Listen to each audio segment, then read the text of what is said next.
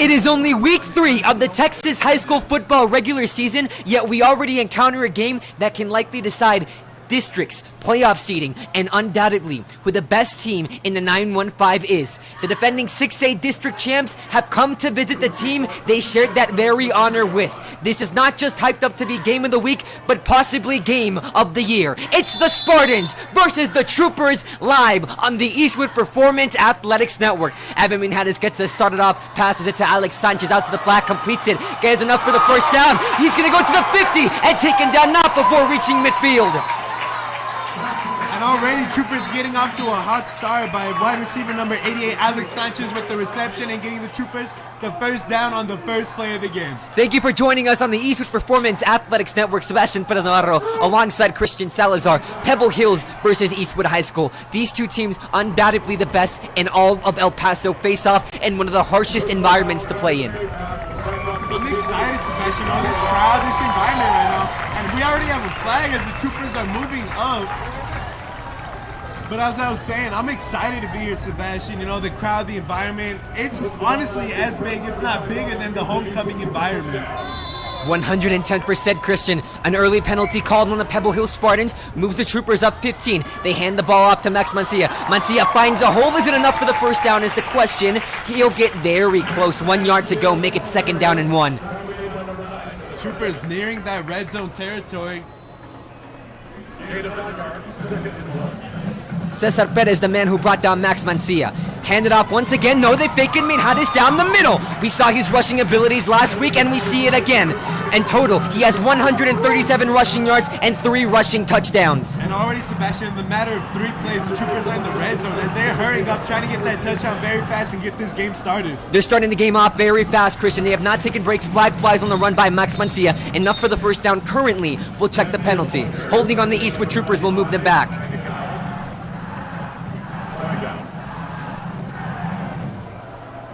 So a nice run, however, moves them back due to the holding call, and the Eastwood Troopers will finally slow down their adrenaline a little bit.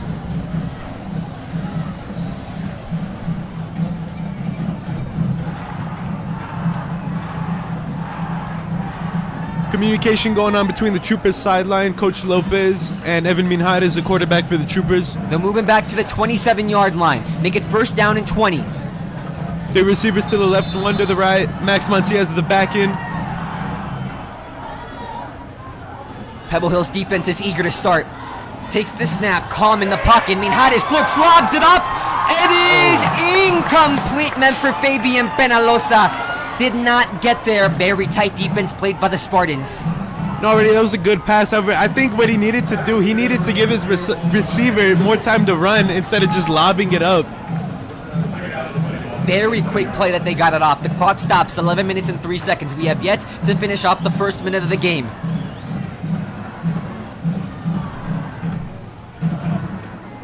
Again, 3 receivers to the left, 1 to the right. Fabian Penalosa alongside Alex Sanchez. Minhades is going to try to run it. He is going to be stopped. Gains 1 yard, but make it 3rd down and 19. Spotted at the 26-yard line.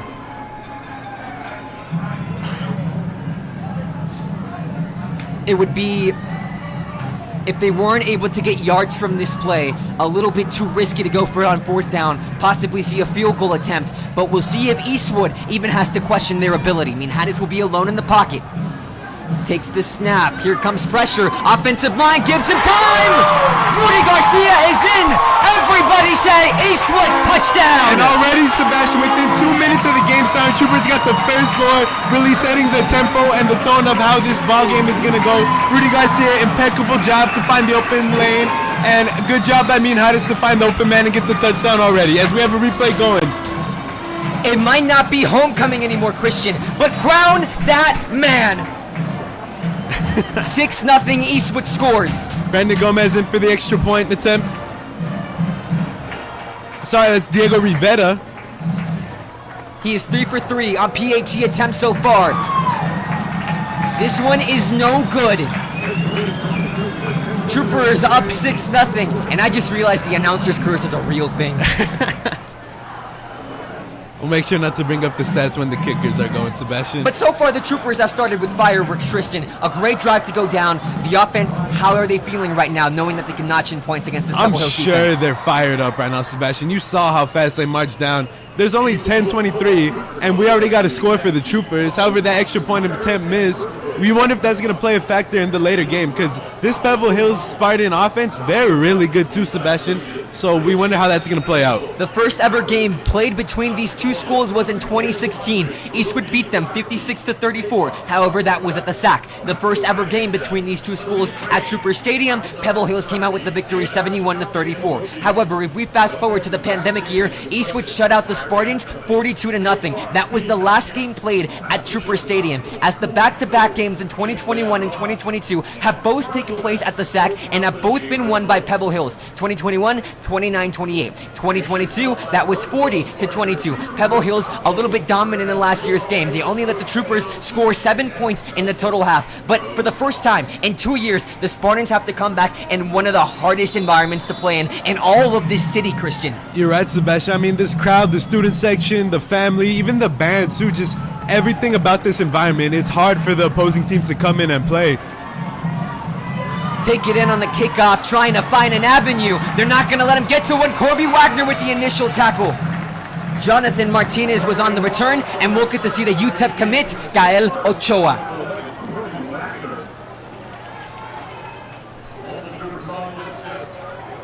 Important to note, Gael Ochoa, a big player.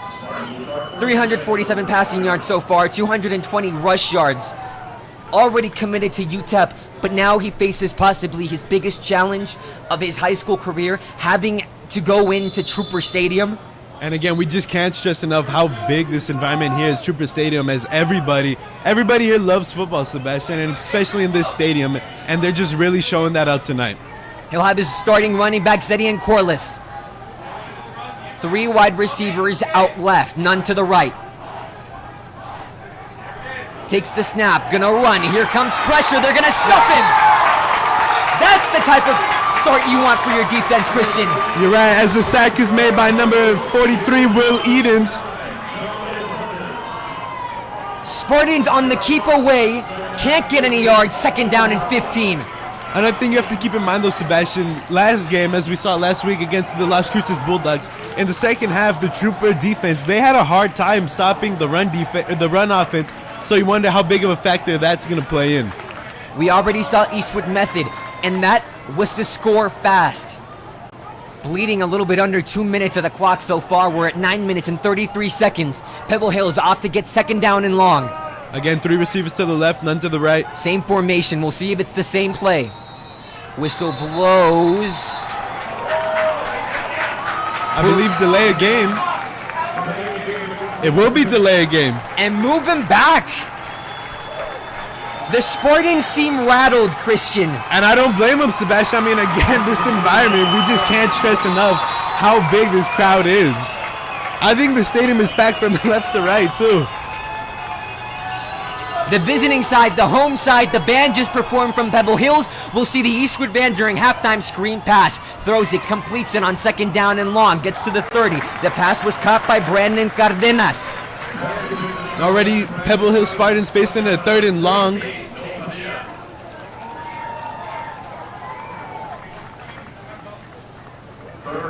Noah Padilla able to take the man down. However, another notable Noah is out. That's Noah Medina. How is that going to affect this defense? You know, Noah Medina, he's a big guy, Sebastian. On the D-line, it's intimidating to just even look at him, but it's going to be a crucial factor that the Troopers are missing. Hopefully, we'll see if they can do without him. 6-0, 3rd down and 11. Trooper Stadium coming alive. As everybody's getting hyped up, getting loud, so with the Spartans can't hear. Man in motion, number 14. 1 receiver to the left, 3 to the right. Gael Ochoa in the pocket, trying to evade the pressure. Running out of time. Taken down. Cause a 4th down, and the Spartans will have to punt. I'm sure the Spartans are not happy about that at all, as we just hit the 8-minute mark here in the first quarter. Eastwood's bringing pressure, Christian. They're not giving Gael Ochoa any time in the pocket to make a feasible decision. They're not. This D-line is doing a good job of getting that pressure, intimidating him, so that way he can't have that enough time to get it off to those receivers. The offense is staying out. Man returning number 16, Isaiah Zamora for the Troopers.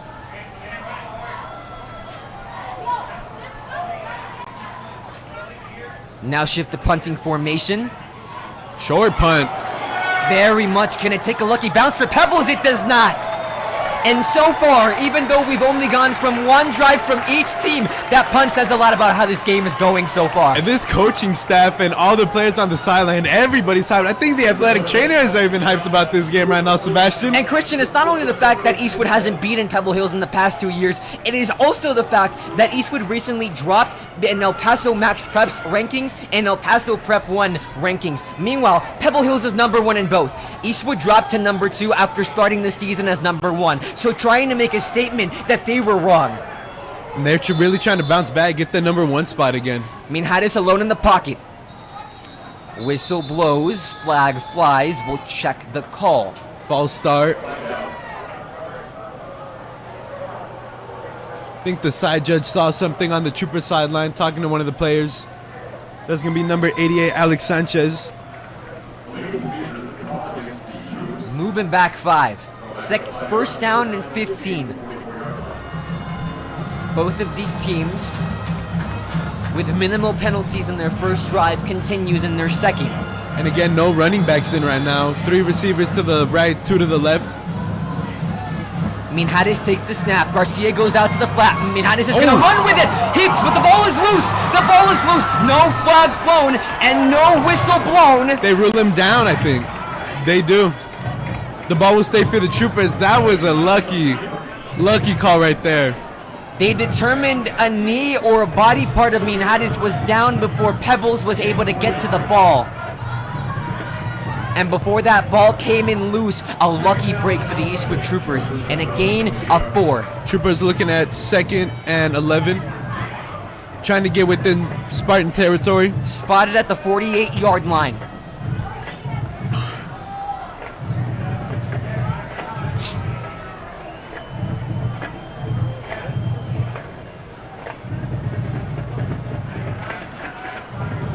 Minhares after the rush. See how the Eastwood Troopers want to look forward to this play and the rest of the drive after what was almost a detrimental turnover.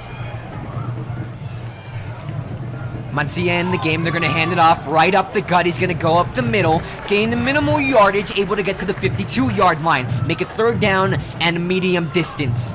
Just going back really quick, I want to point out that Evan Minhares, that's a risky play right there, and he's willing to put his body on the line just to help out this Trooper team. Someone pressed triangle in the game, Christian, because he hurdled on the way. Max, he's unleashed down to the 35 and almost close to the 30-yard line. First down for Eastwood.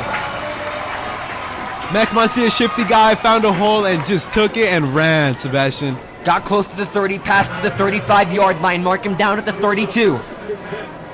Troopers trying to play hurry up again. Fabian Penalosa out alone, however they'll slow the screen to Rudy Garcia. Garcia trying to make moves, he has 1 touchdown, looking for 2.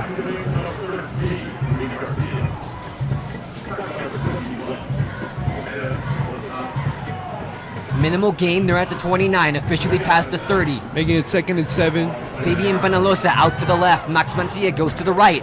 Next to him, Ramon Laguana. Watch out for the QB draw right here. Or not. Screen pass, Rudy Garcia gets some blocks to the 30, past the 25. Will it be enough for the first? We'll see if the chains will move. Yes, they will. Knock it. Eastwood, first down. And the Troopers are really setting the tempo. They don't want to take their time. They're really hustling, trying to get the ball downfield and get the touchdown very fast. Eastwood is trying to beat the sunset by scoring first. 6-0 the score so far.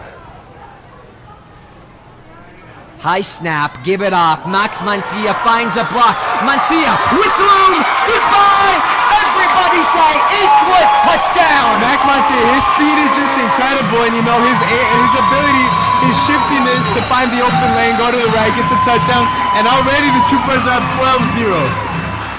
This is the exact opposite of what was happening last year. Pebble Hills like to say that they held Eastwood to 7 points. Eastwood with 12. Pebble Hills now has to respond. Staying in as kicker, Diego Rivera missed the last PAT.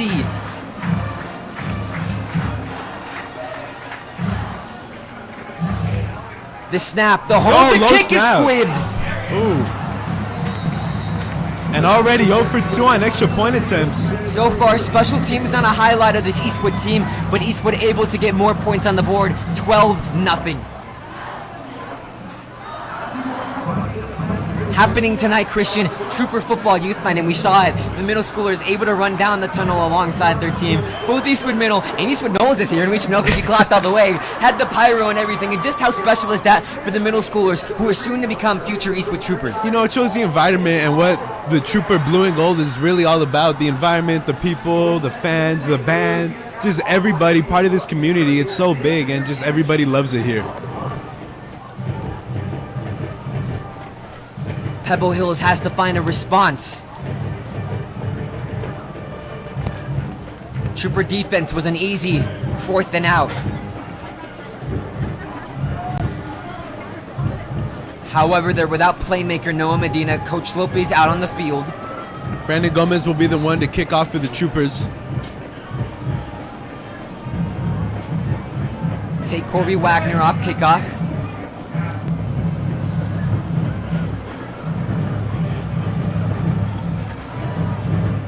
Referees discussing with the sideline.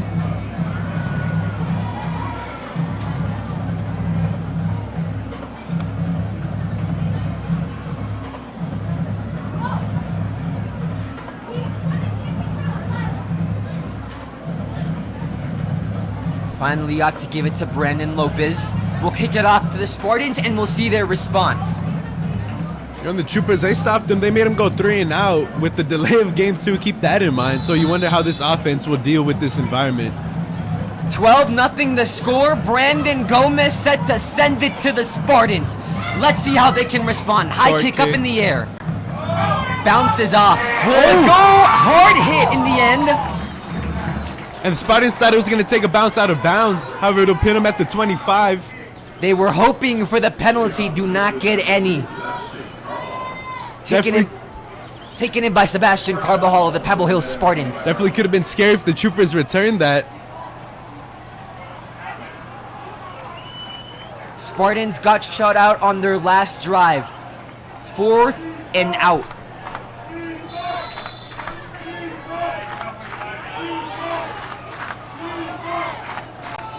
Galochoa with 3 receivers to the right, 1 to the left alone. His back Corliss stays with him in the backfield to his left. Takes the snap, hands it up the middle. He'll get substantial yardage, marking past the 30-yard line to the 31.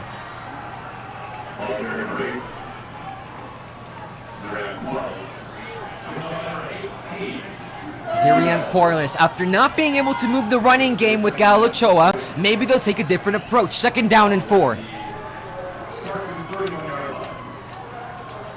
Troopers eager to get the playoff. Screen pass thrown, completed. Getting to the 40-yard line, gonna be stuffed.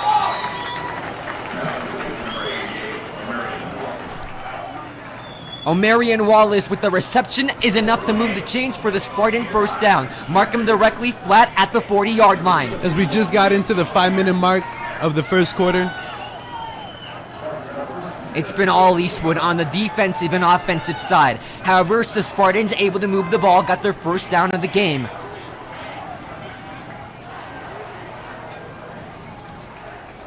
Load all the receivers. To the left, 1 to the right. Keeps the ball. Galochoa will run with it to the 45. Flies and Ochoa goes flying to the sideline. The Spartans aren't happy with that. Flag on the play. And it's going to be on the Spartans. I believe holding. The outside is on the keeper. Hit by number 4, Nathan Mendez, flag down. The hit was made by Nathan Mendez of the Eastwood Troopers. Check the penalty, holding on the Spartans. Legal block. The call against the Spartans.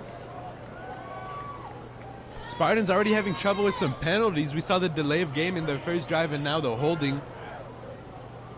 Now it makes it 1st down and 20, Chris. So the Spartans, they just haven't been able to get a spark so far. Are those the jitters and the nerves of coming into the stadium? I'm sure it is, Sebastian. You know, coming into this environment, going to an away game, it's completely different from your home environment. And you're just out of your element at the beginning. We'll see if they could get their momentum going here, though. The Spartans have been used to dominating early on in their past 2 games. Takes the snap. Looking long, deep downfield. Completes it. Middle of the field is enough to get them back to original starting territory. The pass completed to Marcus Torres. Cam Mason and Will Edens with the tackle. Tonight, Cam Mason playing under 5, not his OG 0, as the Troopers brought back the slick navy blue from last season. I know those are your favorites, Sebastian. They're amazing, Christian. The colors, it just all flows and works so well, just like this Trooper defense tonight. 2nd down and 10. Communication going on between the Spartans. Galochoa able to complete his longest pass so far of the night. He struggled having that time. The offensive line finally gave it to him. So will this work out in Pebble Hills' favor, or is Eastwood going to be continuing dominating on the defensive spectrum of the ball? Well, I'm sure the crowd is going to help out with the Troopers. It's going to make it hard for the Spartans to hear, as there's discussions going on between Galochoa and the coach for the Spartans and the officials. I'm sure not happy about some calls made. But the defense, they're doing really good right now, Sebastian. They haven't let the Spartans get into their own territory. We'll see if they keep that streak alive. The Spartans, the first game they played was against Canotillo. They beat them barely, 24-21 on the last second field goal. However, for most of that game, they were dominating. For Del Valle, they destroyed them at Del Valle, 33-6. They scored 28 points in the second half after the first half ended 5-0. They're used to dominating, Christian, and so far, this is a weird start for them. It is, but Sebastian, you have to keep in mind that Del Valle game, going into halftime, the Spartans, they were only up 5-0, but they really got their momentum going and got really hyped up in the second half. So you wonder if it's going to be a repeat of that, as that was an away game too. So you wonder how big of a factor that's going to play into. Back-to-back away games for the Pebble Hills Spartans. Back-to-back home games for the Eastwood Troopers. Last week, the Las Cruces Bulldogs came to town. The Troopers took care of business, 55-28 during their homecoming weekend. Had fun, but now having to regroup for game of the week and possibly game of the year.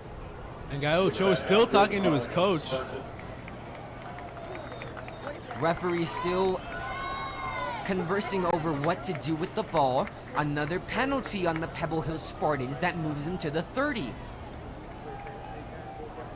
And already, this is not looking good for the Spartans. So erase that long passing play made by Galochoa, and now you move back to the same position you were in last down. 2nd down and 20. Still a lot of talk happening among the referees, and a lot of confusion has caused a big pause in play. 3 minutes, 53 seconds, the clock that stopped. 12-0 Eastwood leading. You're watching the Eastwood Performance Athletics Network. Sebastian Perez Navarro alongside Christian Salazar. Can't sleep with us? That's okay, because you can check in with KEHS Film and Broadcast for live updates on social media. Troopers lining up their crowd. The referees still having trouble deciphering what is happening. Now, there's a lot of communication going on between the officials. I think we're just as confused as everybody else is, Sebastian. There has yet to be a signal on what has happened and transpired in last play to cause this significant downtime in play. The officials will end the discussion. It remains 2nd down on the sticks. Move it back to 1st. They're going to go back even more. Penalty is worth 5 yards. Takes the ball back to the 24-yard line. 1st down and 25 to the Spartans. They will move it 1st down and 25. A possible offensive pass interference called on Pebble Hills. No official signal yet. Play clock will run. At 3 minutes and 50 seconds, we're back on the game. And this Trooper Stadium is really getting loud, making it hard for the Spartans to hear and communicate. A new set of downs, but a loss of even more yards for the Pebble Hills Spartans. Galochoa takes the snap, pocket crumbling, doesn't have time, trying to evade. Can he get to the 30-yard line? Yes, he can. After taking a rough hit by the Eastwood Troopers. 25, Isaac Alvidrez with the tackle. Quarterback Galochoa got a balance on number 21 total tackles this season for Isaac Alvidrez. 2 tackles for losses. Making it 2nd and 16. Still a lot of ground to get the 1st down. At the 34-yard line, they'll be marked. gain of 9. Take it out at 16 from the 34-yard line. They send 3 to the right, 1 to the left. They've been bunching up a lot of receivers to one specific side. So far, hasn't worked out for the best for the Spartans. No safeties playing deep necessarily. Galochoa takes it, gonna run it up the middle, finding holes, finding avenues, close to the 40-yard line and close to the original starting territory. They'll mark it 3rd down and 11. Yet Galochoa seems to continue as no whistle was heard. He doesn't think he was down, but officials ruled it down.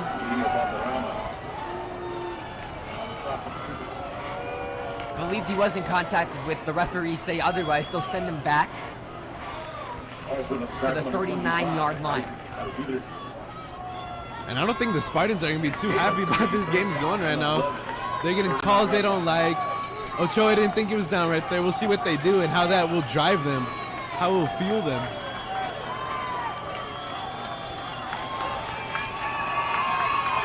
A lot of miscommunication on part of the Pebble Hill Spartans, having to talk with his receiver, Omarion Wallace, who's out far right. Here comes the pressure, maybe a little too early. Flags fly, Galochoa, possible free play. Over the middle, and it's caught for the Spartans. The reception made by Marcus Torres. Cam Mason with the tackle. But we got to see what the flag is going to be on. You wonder if it's going to be on the Spartans again. So far, Marcus Torres, 110 receiving yards before coming into the game. 8 total receptions, 1 touchdown. And has offers from New Mexico Highlands University and Eastern New Mexico University football. On that pass play, it looked as though the Eastwood Troopers jumped, and they did. However, the Spartans will defer after their most impactful play of the game.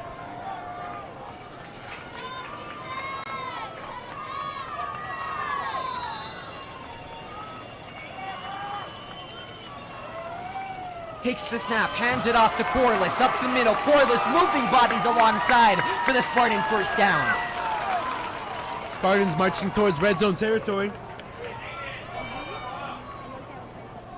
Very close, the ball carrier. Number 9, John Hernandez, and number 17, Noah Padilla. Under 1 minute and 20 seconds to play. 3 receivers to the right, 1 to the left. The Spartans have moved the ball immensely so far in the drive in the late 1st quarter at the 26-yard line. 1st down and 10. Takes the snap, looks, screen pass is dropped. Intended for Jaden Gutierrez, cannot come down with it. About 1 minute left to play in this 1st quarter. Troopers really trying to set the tempo, keep the defense strong, prevent the Spartans from scoring. It was Jaden Gutierrez's first target of the game so far. Could not come down with it. 4 total receptions this season. Clock stops. A little over a minute to go.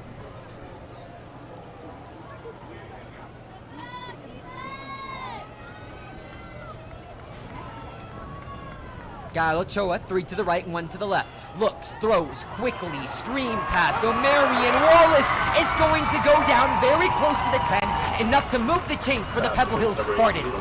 Noah Padilla with the tackle, number 17. Now under a minute. Wallace stayed in bounds. The clock will continue to play. Spartans' first time in red zone territory with just under 50 seconds left. We'll see if they can try to get a touchdown before the quarter ends. A lot of 3 to one side, 1 to the other, bunching up on the offensive side of the ball. You know, and these two offenses, they're playing very different as Spartans are really taking their time. The Troopers really hustling, trying to get downfield. It's been a little bit of a cloudy day, and a lightning rod just hit at the back of the end zone, very far from us. Can't hear the thunder, but Eastwood brings down the thunder as they take down Galochoa for the sack and possibly what can be the last play of this 1st down. Number 18, Higino Balderrama with the tackle and the sack. Higino Balderrama, the senior, taking down Galochoa, possibly the last play of the 1st quarter. Time winding down under 3 seconds. And then we'll let it run down, let it go to the 2nd quarter, so we'll flip sides and see what the Spartans will try to do. We reach the end of the 1st quarter. Sebastian Perez-Navarro alongside Christian Salazar. You're watching the Eastwood Performance Athletics Network. Eastwood is up 12-0. Christian, thoughts and summary of what we just saw? The Troopers, they came out and they were just dominating from the get-go, Sebastian, as the offense marched down, got a touchdown in I think maybe 3 plays. and the defense stuffed the Spartans' offense on their first drive, made them go 3 and out, and just continue to go off that as they got another touchdown with Max Mancia. So you wonder, like, how big of a factor that's going to play. But keep in mind, though, the Troopers, they missed their 2 extra points.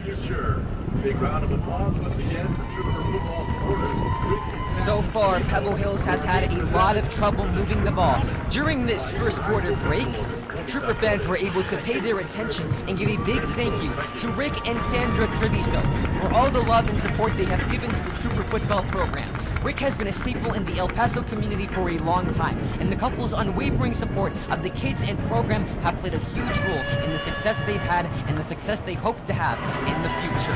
This game dedicated to both Rick and Sandra Treviso, just honored with Principal Bonita Torres walking them out. So what combo are you picking? We've got tailgates on hand. It is important to note, Eastwood won the toss they elected to receive, which can foreshadow what Pebble Hills is trying to do with possession here. Maybe playing the long game after seeing how the defense on the side of EHS played last season, how they came out in the second half. Could that be something that Pebble Hills and head coach Mark Torres look to capitalize on and look to expose on the Trooper side? Well, we're just going to see what they're going to do here, Sebastian, as they really need to get this touchdown, get their momentum going, and get the morale of the Spartans up.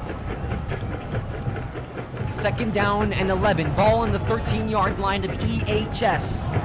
Trooper sideline trying to hype up the student section, get them going. Clouds hanging low on Trooper Stadium. The sun has officially set.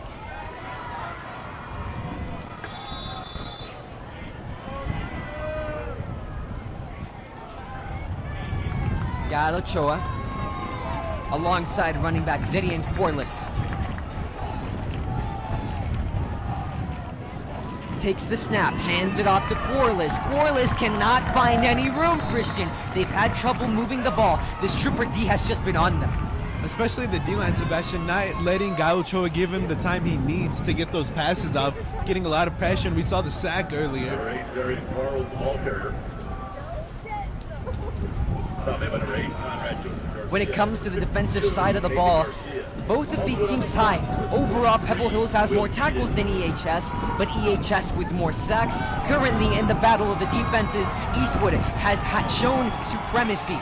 See if they can continue it, because Pebble Hills remains in the red zone. However, 3rd down and 11. Takes the snap. Gael Ochoa comes. The pressure out to the right. Cannot complete it. Late flag, I think. Nate Mendes with the coverage. And for just a second, this entire stadium thought the Pebble Hills Spartans were going to march down the field. Now we have to wait to see what the yellow flag has in store for the game.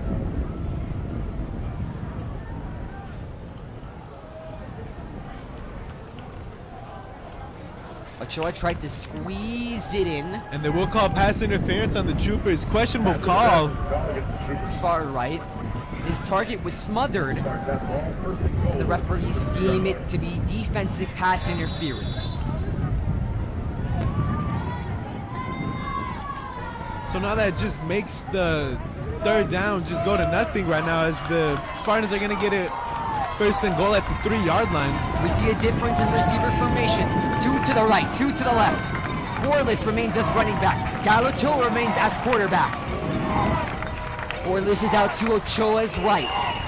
Takes the snap, looking, running, and in himself, Ochoa finds gold. Touchdown, Spartans. And Spartans finally got their first touchdown of the game with Gael Ochoa with the rush in. Make that his 3rd rushing touchdown of this season. Spartans get on the board 12-6.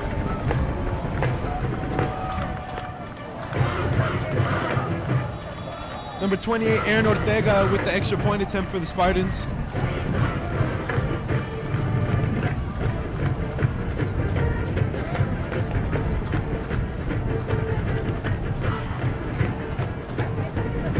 The snap snap, the hold, the kick is up, the kick is good. Aaron Ortega notches it right down the middle. 12-7 is the score. You're watching the Eastwood Performance Athletics Network. And again, you just have to wonder if those 2 extra point misses by the Troopers will come into play later in this game. So far, Aaron Ortega is perfect in his point after touchdown attempts, 7 for 7. But it's the field goal spectrum that he's been a little bit half and half with. 2 for 5 thus far when it comes to field goal attempts.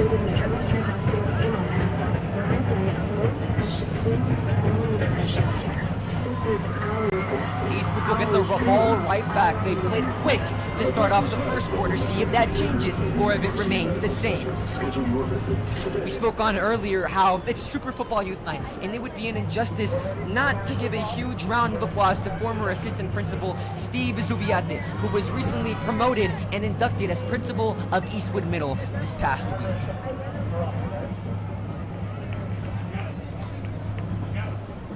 Christian, what we can say is that Raider Nation got themselves a great principal. They really did, Sebastian.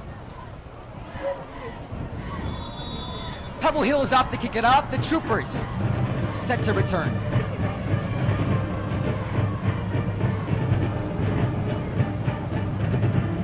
Up in the air, Darian Diaz is on the kickoff return team.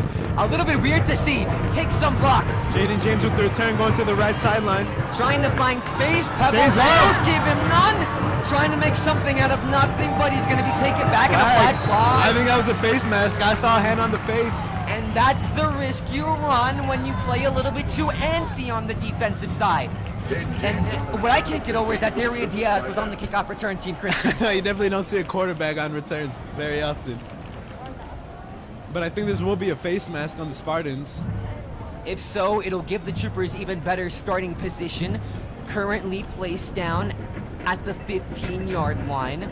Likely to change with the flag.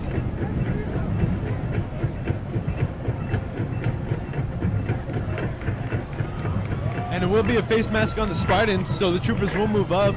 Move him up 15 yards. Definitely risky, too, with the return, as they could have started at their own 15.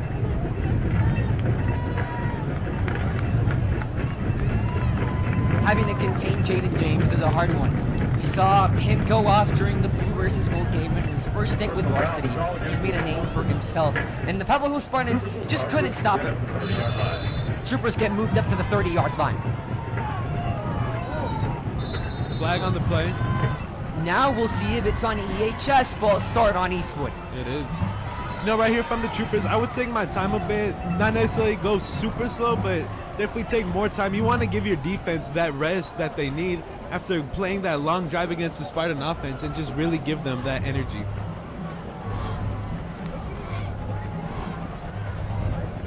Max Mancia remains in the game. And even starting this game, you already have to commend the running back after the hard hit he took last week that had to send him to the tent, check him through a concussion. First down and 10 at the 25-yard line. Handed down the middle. Mad Max, he cuts to the left, making moves past the 30. Not enough for the first down, but gets almost halfway there to the 33, if not 34-yard line.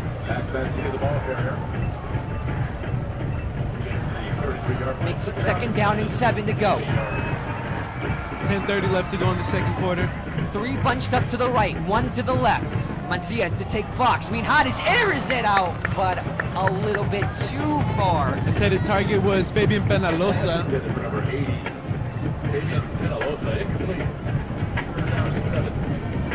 Makes it third down and 7.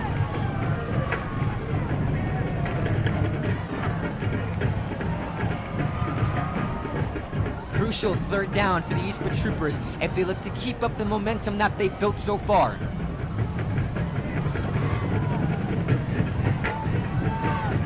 Takes the snap, alone in the pocket. HBK is gonna run for it, and he gets to the first down. Moving and pushing and shoving through. He's showing that he's great on the air and through. the ground. 137 rush yards so far for the young man before this game, and he calls himself HBK. Now, do I know what HBK means in his terminology? Absolutely not. But do I know what HBK means in wrestling terminology? Yes, and that is Heartbreak Kid, and so far, HBK is breaking all the hearts of Spartan fans. High snap, pitch out to Max Mancia to the right. Mancia looking for room. He's gonna get some good yardage. Make it 2nd down with 4 to go. Really quick, going back to the play by Evan Minhadas. That was just an incredible job to reach for the 1st down and prevent the Troopers from having to punt on 4th down. Gain of 5 yards, 2nd down and 5. Making it 2nd and 5. Troopers trying to get into Spartan territory. Officially under 10 minutes to play. Takes the snap, a high one. Jaden Martinez, RB2, cuts the corner and the edge to the outside of the field, enough to move the chains for the EHS first down. Troopers definitely playing it slower than their first 2 drives. These past couple of weeks, we've been seeing a good amount of Jaden Martinez so far this season. 52 rushing yards, 58 receiving yards, and 1 total touchdown. That one was notched in through the ground. Flag flies. False start. Nothing odd from what we've seen and learned from this game so far. And a lot of flags have been thrown, as a false start will be on the Troopers, taking back 5 yards. And one of the rare sights that you will ever see in high school football, Christian, is the visiting side being packed to the brim. But so far in Trooper Stadium, we have to give credit to both sides, as the Pebble Hill Spartans has showed up and showed out. Their visitor section is packed, and Trooper Stadium has filled their capacity of over 5K. Max Mancia pitch out to the right. Another scary hit to the head, however able to come up with ease. Max Mancia on the toss. Getting about 4 yards, gonna make it 2nd and 11. They had to move back 5. They gained back 4. 2nd down and 12, ball at the 47-yard line. Ball at the 47-yard line.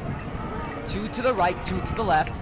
Mancia to the left of Minhadas. Minhadas, faked it, tosses it over the middle. Max Mancia has got the first down and more. That was an amazing job to hold on to the ball right there after the big tackle where he couldn't even see the defender. Good job by Mancia. And Minhadas with the fake QB scramble. And for the offense, you don't see that there's any unrest on easy. You don't read nervous body tension, and it's a trend that we've been seeing so far throughout this 3 games in South Lake against Cruces and so far against Pebbles. Looking to the left, airing it out. High pass to the end zone! It is here! Somebody say Eastwood touchdown! Baby Benalosa with the amazing snatch. And got the Troopers their 3rd score of the game, making it 18-7. We'll see if they can get the extra point right here. Offense has been on fire, but a flag flies close to the 10-yard line, a little bit past it. Whistles being blown, and the question is, will they have to take it back? I think it's going to be unsportsmanlike conduct. Fabian Penalosa, that ball was thrown 50-50, just a prayer heaped up in the air. In the corner of the end zone, though, that was an incredible snatch by him. And to be able to come down with it is even more impressive on Penalosa's part. Thunder rumbling in the outskirts of Trooper Stadium. That also shows how much Minhadas trusts his receivers to come down with those balls, because that's scary to throw in a 50-50 situation. Coach Lopez talking with the officials, discussing what the flag is most likely about. Alex Sanchez, Max Mancia, Evan Minhadas, and the entire offense still remains on the field. Possibly could go on Eastwood. The question is, was it after the touchdown or during the play? They rule it touchdown. And it will be unsportsmanlike conduct on the Troopers, so it'll take them back. So, keep the points. 18-7 remains the score. But now you'll have a harder PAT. You wonder if the Troopers are going to go for it here.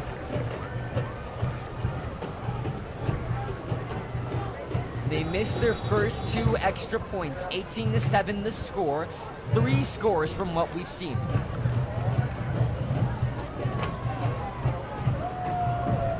Three receivers to the right, 1 to the left. 2-point conversion being played. Minhadas rolling out. Open man in the end zone. They got the 2 points they needed past the senior Prince Rudy Garcia. 20-7 EHS leads. And this Trooper offense is just looking unstoppable right now, Sebastian. Getting the 3 touchdowns, and then now the 2-point conversion even after the penalty. The Eastwood Troopers, as a wrestler LA Knight would say, feel like the megastars. Sorry, Christian, it's Friday, and that means pro wrestling is on. 20-7 the score. You're watching the Eastwood Performance Athletics Network.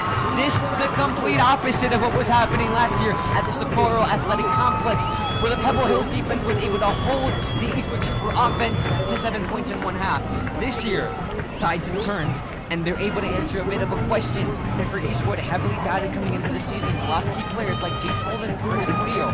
Most of the receivers coming up from junior varsity, meaning that they would have to step it up. And so far, how do they have to be feeling, especially the new players, knowing that they're beating the current 6A D1 district champions? You know, I'm sure they're just hyped up, you know, even with this crowd and everything going in their favor right now. But they can't let it get too much to their head. They can't become cocky.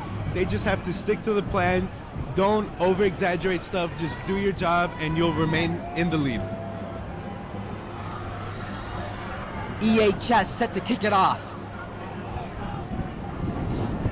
Brandon Gomez handling kickoffs. 8 minutes, 3 seconds to play. Pebble Hills down by 2 scores. You know, and another thing the Troopers had a hard time with last week was the special teams and how they were handling the returns from the opposing team. The kick is up. The kick will be caught and put out of bounds. But it wasn't before Marcus Torres caught the ball where he went out of bounds, so the Troopers avoid a possible penalty on special teams, and the Spartans have to start out at the 19-yard line. Definitely a bad call right there to catch the ball. He should have just let it go out of bounds, get the penalty. Now the Spartans will be at their own 19-yard line. We'll see what they do from here.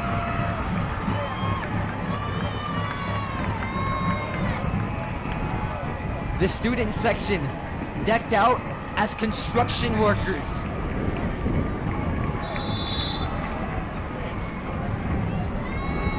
Now, Christian, it is a very cool concept, but I'm wondering, where do they get construction outfit from? They're gonna... I don't know, Sebastian. Actually, I don't know. What type of store do you go to get those? Galochoa remains in his quarterback. Corliss is running back. 3 to the left, 1 to the right, takes the snap, looking, throwing, pressure came, but able to get rid of it was Galochoa. The pressure brought by EHS's own Jaden Serrano. Brandon Cardenas with the reception. Sorry, it says a flag on the play. It was thrown near the vicinity of Galochoa. We'll see if it's roughing the passer. I believe it will be, as Galochoa is signaling to push them up. He'll go over to talk to his coach, and it will be roughing the passer. Penalty goes on the EHS Troopers. Move the Spartans up from their not so helpful starting territory. Officially, they'll spot him at the 39-yard line. 20-yard gain on the penalty for the Spartans. After the hits on UTEP commit Gal Ochoa.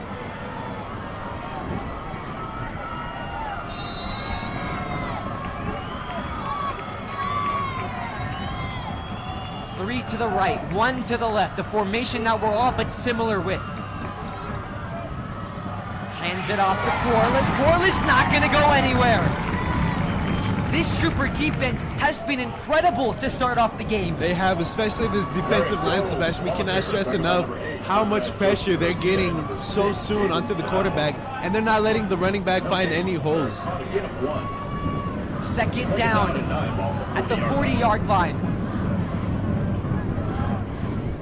Pebble Hills has gotten nothing when it comes to the ground game. Galochoa able to get it into the end zone on a running play. However, that was from short distance in the red zone. Corliss hasn't gotten much going. Low snap. Here comes pressure. This is what we've seen. Ochoa running for his life, having to go out far right, having enough to get the first down, possibly so. See where they spot him. Is it enough to move the chains? Referee standing at a standstill at the 49-yard line. That's where the stick is placed. Move them down and move the chains. First down, Spartans. Good job by Galochoa to escape the pressure and run down to get the Spartans their first down and keep this drive alive. This is Spartans hoping to remain undefeated, but from what we've seen so far in this game, Eastwood looks to bring them their first loss. However, still too early to decide. Under 7 minutes to play in the first half. Movement at the line, another flag Definitely a flies. false start. All the flags fly from all 4 officials. This game has been littered with penalties, Christian. It has, and I think it just has to do a lot with the communication and the environment. I'm sure they can't hear as well, making it very challenging to hear when the snap is called.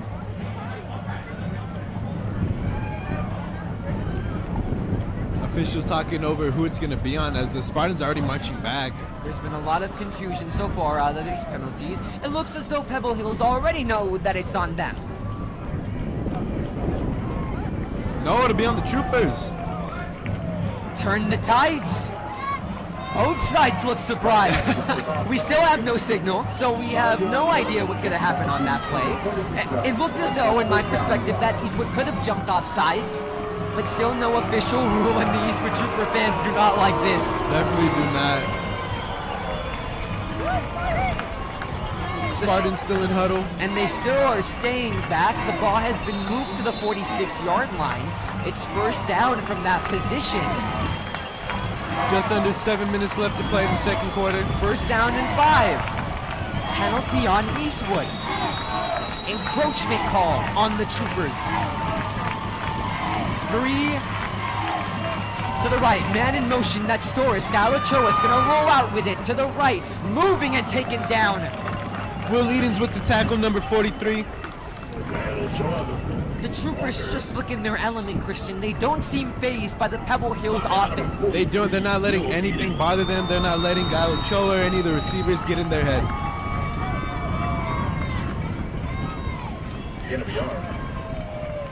Gain of about 2 yards on the play.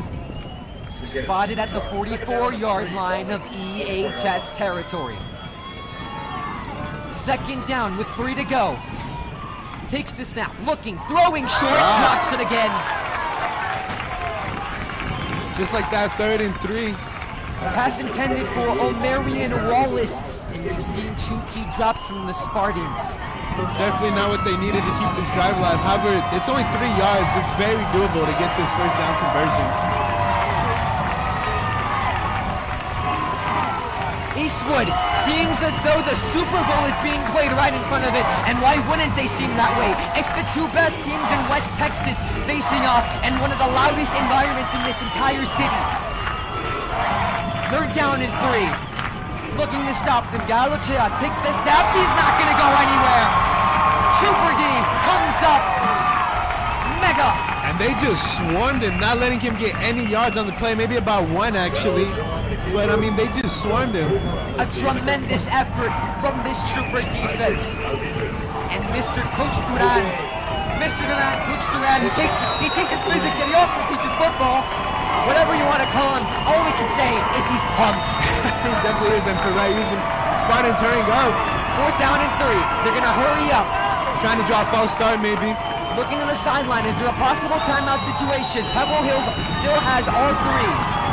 Clock winding. You know, it's just too much yards to try to get a QB sneak. I think they're just trying to get the false start. They call timeout, yeah. Pebble Hills is melting. No, and everybody's hyped right now about this situation. Troopers up 27. Trying to get them to go for it on 4th down. We'll see what they do when we come back from timeout.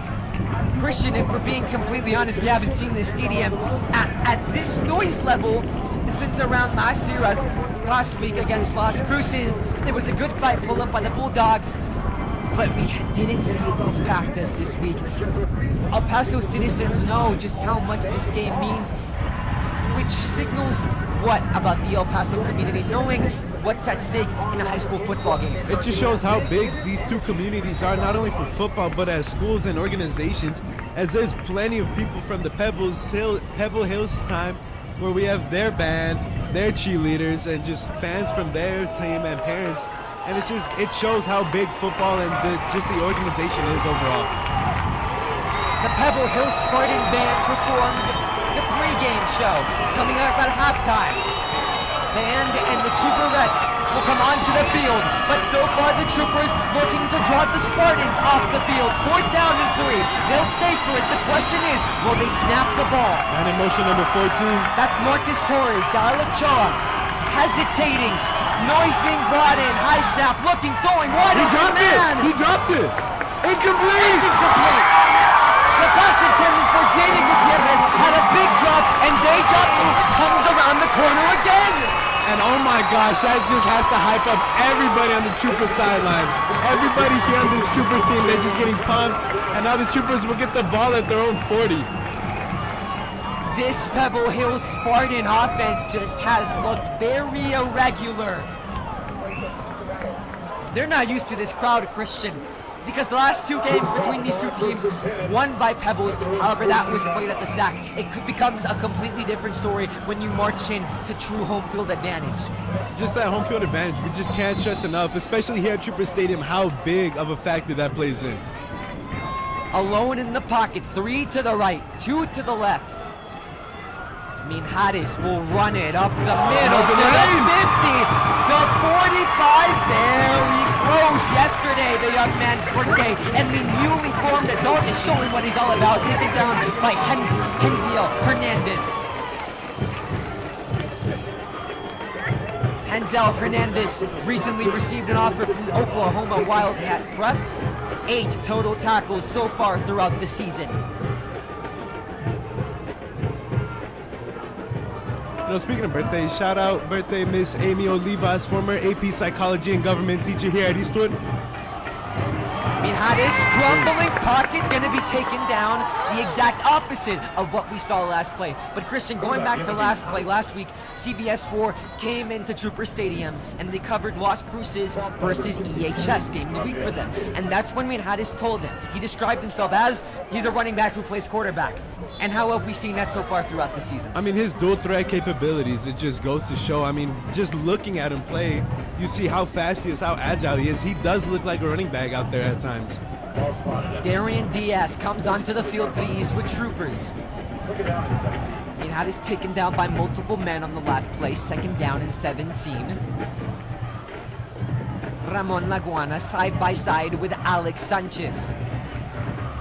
Alex Sanchez, a man who got his first touchdown on varsity last week against the Bulldogs. 59 receiving yards, his long was for 35 on that very touchdown during homecoming weekend. Timeout taken by the Troopers, talking it over before this 2nd quarter ends as we go to halftime. Minhares on the sideline, Christian, if we notice, being checked out by the athletic trainers, tape being put around his wrist, his helmet off. What does that mean for EHS? You know, they just want to make sure he's healthy, make sure there's nothing wrong with him as he goes back in. You definitely don't want to risk injuries, especially when it's your starting quarterback. It's such a crucial spot for him. This Eastwood team has been rattled with injuries so far, Christian. Tonight, Noah Medina and Evan Macias missing. Noah Medina missing his 2nd of 3 games so far in this season.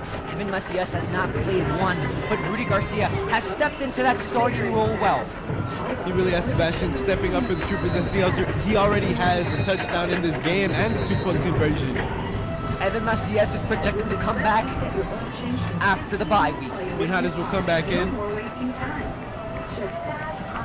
Evan Minhares will come back. Speaking on Rudy Garcia, 3 touchdowns so far in this season, 269 receiving yards before starting tonight's game. 3 receivers to the left, 1 to the right. Running back Max Mancia to the right of Evan Minhares. He is in motion. Turns into a receiver. Minhares, here comes the pressure, dumps it out. Mancia able to get the ball. No, incomplete. He dropped it. Hits the ground, very low pass, now 3rd and 17. A very rare situation for the Eastwood Troopers facing 3rd and very long. As Galachoa will come in for safety. We know multi-threat situations. However, it's not every day when your starting quarterback is playing defense. No, if I'm the Troopers, I see that. I would just air it out to the end zone. Why not? You already have it at 3rd and 17. You really need to get a long play. In the pros, you see tight ends come out for long passes, specifically Hail Marys. You don't see the quarterbacks. Maybe Pebble Hill sees something in Galachoa that can block the deep passes. Throwing it deep downfield. It is bobbled by 2 men. Hit Alex Sanchez, then hit Fabian Penalosa, but cannot connect. Definitely Troopers needed that to get the first down, keep the drive alive, as the special teams will come out to punt it. Gael Ochoa, one of the tallest players in this Pebble Hills roster, 6'2", 195 pounds. A possible reason why they brought him in to defend the deep pass. But Eastwood High School will have to punt. Brandon Gomez comes out to do the duty. Under 4 minutes to play. Very rare. Eastwood punts in their own stadium. Returning man, Marcus Torres for Pebble Hills High School. Whistles blow, play called dead, no yellow on the field. Delay a game on the Troopers. Maybe trying to draw a false start, who knows? Delay a game to go against the Troopers. Not very detrimental, seeing that you're punting.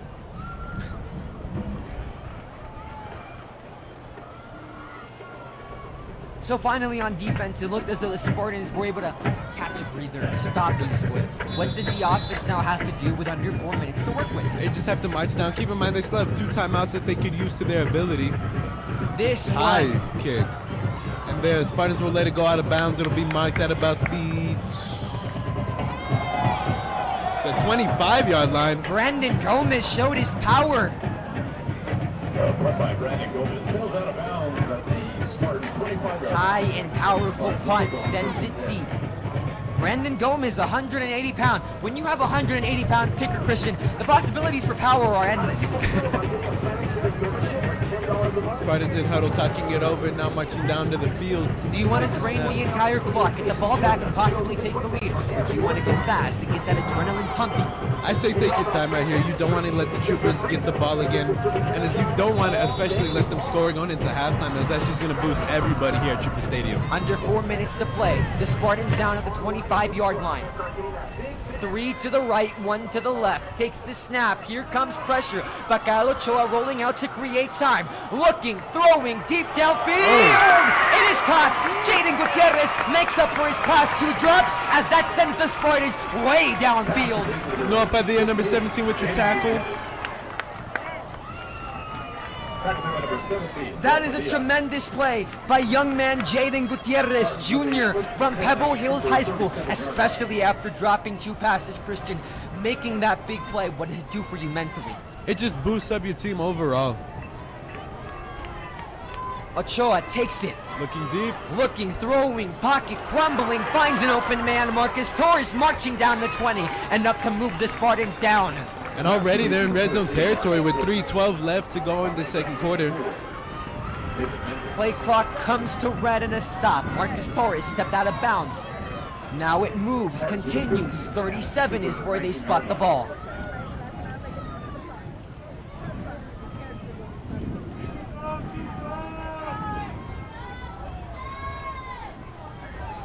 Talks between Ochoa and his coach going on the Spartan side.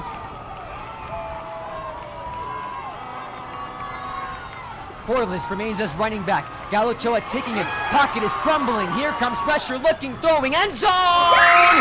It is caught for the touchdown. Spartans score. Brandon Cardenas, the man who brought it down for Pebble Hills. That was an incredible catch by Brandon Cardenas to get the snatch and get the Spartans their second touchdown of the game. And that is why, for a big reason, that they were the 6A district champions last year. And ooh, a very brave thing to do if you're the Spartans, showing the flag and the spirit at Trooper Stadium. Spartans score. Aaron Ortega out to take the PAT to make it a 6-point game. But they do leave the Troopers to get the ball back with 2 minutes left to go. As the kick is no good. It remains 7 flat. So that makes it a 7-point game now. Christian, just an amazing play right there that we saw from Gael Ochoa. That was an incredible catch too by receiver Brandon Cardenas with that little room he had to get his feet down. The all-time record between these two schools is 3-2. The school that leads it is Pebble Hills. Eastwood looks to tie it, but gave up a touchdown. Will have the ball with over 2 minutes to go. Start with effects. Coach Park Machine Rental. Chick-fil-A on Rojas. Jaden James, the returner for the Troopers. Fire Dance Company. trying to get a better return than he had last time. Fortunately, they had the face mask call on him. By Design Photography, Sun City Crane, El Paso Driving Academy, State Farm, Robert Truex, Gorilla Bee Photography. See if the Spartans play with the same aggressiveness as they did the past kickoff, as you said, Christian. Face mask on JJ, Jaden James. Erickson and Burger Bros for all the Cook Box fans. Don't forget to stop by Burger Bros and order your Trooper Burger Combo. The burger has the real jalapenos. Aaron Ortega set to kick it off. Last year, he experienced a broken leg, but back kicking kicked the game winner against Canutillo. But next, the PAT on the previous touchdown. Eastwood will have possession, possibly the last drive of the first half. Jaden James will let it bounce back, get the touchback. Evan Minhares comes back on the field. His birthday yesterday, recently turned 18. What better birthday present than beating the defending district champions?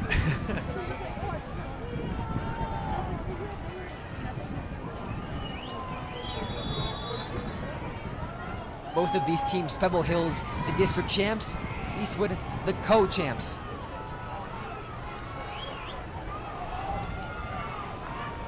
Looking deep to the left. Looking, throwing, completing the passes, incomplete. Flag on the play. But a flag throws, could it be pass interference? Intended receiver was Fabian Penalosa. As the official throws his hat. Wow, we'll see what happens here. And I think Fabian Penalosa has said something to this part inside. Fabian Penalosa was smothered on the play. The flag flies. A lot of words being exchanged. You know, these are two teams that are really going at it. A lot of words being exchanged. Who knows what they're saying? And now a little bit of a difference is that these referees are calling it very fairly. They're not letting these teams get away with any more physicality and more touchiness than needed. Official's talking it over. The official still doesn't have his hat on. Not letting these players smother each other up.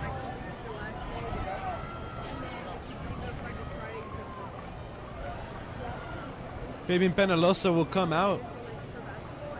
A little bit heated. I don't like seeing that. It's not just Evan Minhares, who now has to adapt to another target, but the coaches in general. It looked as though the penalty will be on Eastwood, moves them down to around the 25-yard line. And referee coming to talk over to Coach Julio Lopez on the Trooper side. Fabian Penalosa right there, Christian. After the flag flew, referee throws his hat. How important is it to keep that player-official relationship calm? You know, you just can't let the emotions get the best of you. That's a pass interference, so you're going to get that where the penalty was at. That's a huge play, putting them in Spartan territory. And going into halftime, they really need to get a touchdown, keep that momentum alive. As penalties on both sides. As they will offset and will repeat first down. Offsetting penalties on the play. Very much defensive pass interference on Pebble Hills, and in the sportsmanlike conduct on the side of the Eastwood Troopers. Offsetting penalties will continue from where we were. First down and 10, right at the 25-yard line. The referees have made something abundant, and that is no one is getting away with excessive defensive or offensive play. Calling it right down the middle. High snap taken from Minhares. Blocks being made, and most notoriously Max Mancia rolling out, trying to make time, launches it for Alex Sanchez. Incomplete, had to go out of bounds. Minhares pass, incomplete, out of bounds. Pebble Hill Spartans, their defensive line able to bring pressure, and what seems as though they've been quiet. They really have, Sebastian. This Trooper O-line, they've been doing a good job of protecting Minhares, letting him get his passes off, not necessarily making him have to scramble a lot, and really protecting their quarterback. Second down and 10 for the Eastwood Troopers. Over 2 minutes to play. Do you want to keep it to the ground so far? Both teams have 2 timeouts. Go into the locker room, discuss what you can do. Or do you want to get the score, at least a field goal, as Minhares launches it first down? Rudy Garcia! Rudy Garcia to the 50, to the 40, to the 30. Garcia is going to go all the way to the red zone inside the 10-yard line. A huge play for the EAT. team. And that was just a beautiful juke move by Rudy Garcia to evade the defender and march down all the way down to the Trooper 10-yard line. Sorry, the Spartan 10-yard line. We were just speaking on the fact of what Eastwood should do if they would like to take a field goal. Right now, that seems out of the picture completely after that run after catch from Rudy Garcia. Fabian Penalosa will come back in for the Troopers. Rudy Garcia, and that's to the right. Just what the Troopers needed after that. After the high snap looking. Max Mancia is going to take it inside the guts. Will not get much. Get him to the 10. Rudy Garcia officially went all the way to the 14-yard line. Timeout taken by the Spartans, going to tuck it over. Try to stop the Troopers from getting a score right here. That'll bring him down to one timeout for the first half. Eastwood still has 20-13. You're watching the Eastwood Performance Athletics Network. Sebastian Perez-Navarro alongside VP Vice President Christian Salazar. In a game that has been very intense in that this Trooper crowd is not used to seeing because both teams going back and forth. Very close. Pebble Hills able to mount a little comeback after Eastwood seemed to be dominating so far throughout the first half. This season is about to be unbeatable. Raising Cane's chicken fingers. One love. In this timeout, what do you have to be talking about if you're Pebble Hills, Christian? You know, they just really have to do their job, not let anybody get past them, not let anybody find open holes, really tackle them. Just play aggressive right here. You don't want the Troopers to score going into halftime if you're the Spartans. This is the first district game for both teams. To win this would be a gracious victory and a very important and key victory. 2 minutes, 2 seconds on the clock. One receiver out left. That's Ramon Laguana. And Alex Sanchez will be lined up next to the O-lineman. Takes the snap, hand it up the middle. Max It's blindfold. Somebody say Eastwood touchdown. And again, Max Mancia finding the open holes, getting the touchdown again for the Troopers. As we have a replay going right now to show that incredible job by him. EHS goes up by 2 scores. And the Troopers, I think, are going to go for 2 points again. Max Mancia, 193 rushing yards, 1 rushing touchdown, finds the end zone once again. He caught 2 last week in the effort against the Las Cruces Bulldogs. Notches in another one inside the end zone. Coach Lopez talking it over with this offense. Now, Christian, you missed a PAT on the side of the Spartans. If you're Eastwood, do you want to go for 2 or just make it a normal 14-point game at this point? You know, I don't think they necessarily need to go for 2 as you're already up by 14 if you get the extra point just regular. Because the Spartans, they missed their extra point conversion, so I don't really find the need to do that. Alex Sanchez in motion. Minhades is going to roll out with it. Back-to-back 2-pointers convert. But it definitely did pay off right there as the Troopers now are going to be at 28. So if the Spartans, they get 2 more touchdowns, they will need to go for the 2-point conversion to try to tie it. 28-13. Incredible outcome for the Eastwood Troopers as they take a 2-possession lead. A total of 15 points separating these 2 teams. The defending 6A district champs will have another shot at possession before the half ends. But now, what are you thinking, Christian?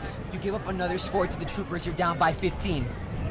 You know, they just have to march down, do their thing. They still have 1 timeout left, and then that rule applies where if you get a first down in high school football, the ball will stop momentarily until the officials place the ball, so you have that in your favor as well. You can hear it from the side of us, Christian. All the coaches are hyped up as ever. There was so much hype going on around this game. However, Evan Minhades is having a conversation with the athletic trainers down on the sideline. He'll more than likely have halftime to make any adaptations to his injury or his ailment. As of right now, Pebble Hills will more than likely wind down the clock. Only 1 timeout for them. Eastwood has 2. Definitely don't want to lose Minhades as he's been a big playmaker in this Trooper offense. Gomez set to kick it off.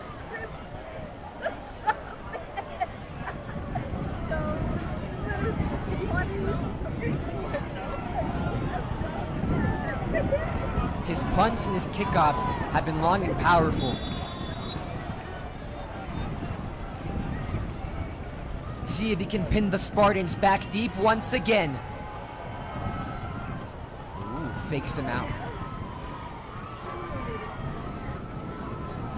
Some communication going on. Confusion, especially. Looks like the referees are going to have a word with each other.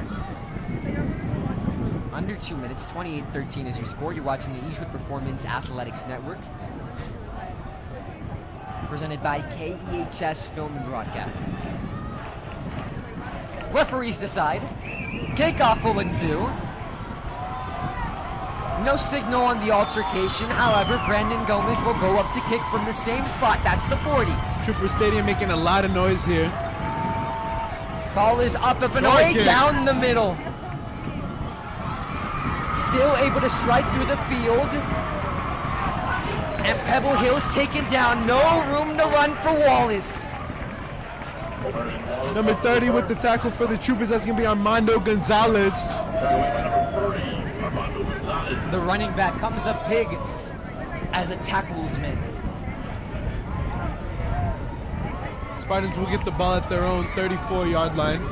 Try to do something with it before we go into halftime with 1 timeout left and 1:50 left to go on the clock. How do you want to approach it, Christian? You have 1 timeout left, but you have a little under 2 minutes, so plenty of time. You definitely want to play it safe. Don't let an interception or fumble happen, as the Troopers, they still have 2 timeouts if they get the ball back somehow. Pebble Hills has had trouble moving the ball. However, when it comes to turnovers, they've had 0. See if they can keep it up. Another thing you have to keep in mind, if the Troopers stuff them, they might use their timeouts to force the Spartans to punt and get the ball back. Takes the snap, looking, throwing towards his direction, complete for the first down. He's looking for more. Pass the midfield and gonna get good yardage. Moves the Spartans right down.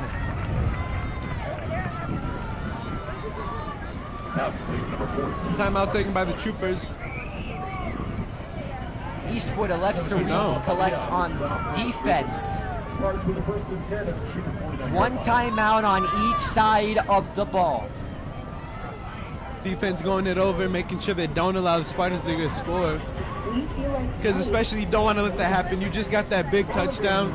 You don't want to let the away team have that momentum going into halftime, because we saw in that Del Valle game, Spartans, they got off to a slow start, but right when the second half started up, they just got their fire ignited and they just really showed out. Last week going into halftime, the Spartans only 5-0. They scored 28 in the second half. So from what we've seen from the Spartans, very much a second half team. Obviously against Canutillo, it seemed as though they were on the brinks of choking a little bit, Christian. We were witnesses to that game, but able to step up and win when it mattered against the Canutillo Eagles. At the 49-yard line. Looking to score before time runs out, and they have to recollect at the locker room. First down and 10 for Gael Ochoa and his offense. Looking, throwing out to the flat, completes it to Wallace. Wallace has been a key player of this offense so far, jumping towards the 40. They'll mark him at the 39-yard He line. will go out of bounds, stopping the clock. I think that's what the Spartans are just really going to try to do here. But keep in mind though, if the Troopers, if they start to play that sideline a lot and the Spartans notice that, they just might air it out to the end zone or go to the middle, because they still do have that 1 timeout left. First down and 10 from the 39. Plenty of time. 1 minute, 34 seconds to go. Takes the snap. Faking. Throwing it out right to the flat. Marcus Torres has got room to finesse. Again to the sideline. Spartans getting it at about the 25-yard line, 24. Marcus Torres, 5'8", 155 pounds. He doesn't have the size when it comes to height. However, means he can elude easier. And he definitely does have that speed and that agility. 1:28 left to go on the clock. 2 to the right, 2 to the left, even on both sides. Faking Again, to looking to the right. Ochoa looking deep downfield, but decides to go short to Torres. Flag Flag flies. thrown. On the first down and 10, we'll see what the signal is. 1 minute, 22 seconds, play stops. Taken down by Cam Mason.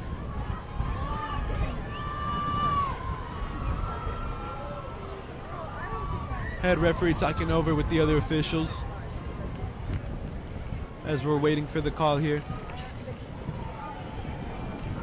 No signal. There's been a lot of conversation. Now, the head ref coming up, gonna give us a sign of what is happening. Still talking it over. Still discussing. The flag thrown after the play. So more than likely, rule it a chop block on the Eastwood defense. And moves the Spartans up as the flag was thrown after the play happened. And again, we just keep seeing a ton of flags fly, Sebastian. I'm sure the coaches are not happy about it on either side, both offense and defense. And it'll move the Spartans to the red zone, Christian. Mark them right at the 13-yard line, making it easier for them. One timeout to spare on both sides. Two receivers to the right, two to the left. Corliss to the right of Ochoa. Hands it off. Right down the middle. And he Ceres will be Corliss. stuffed. He can't get anywhere.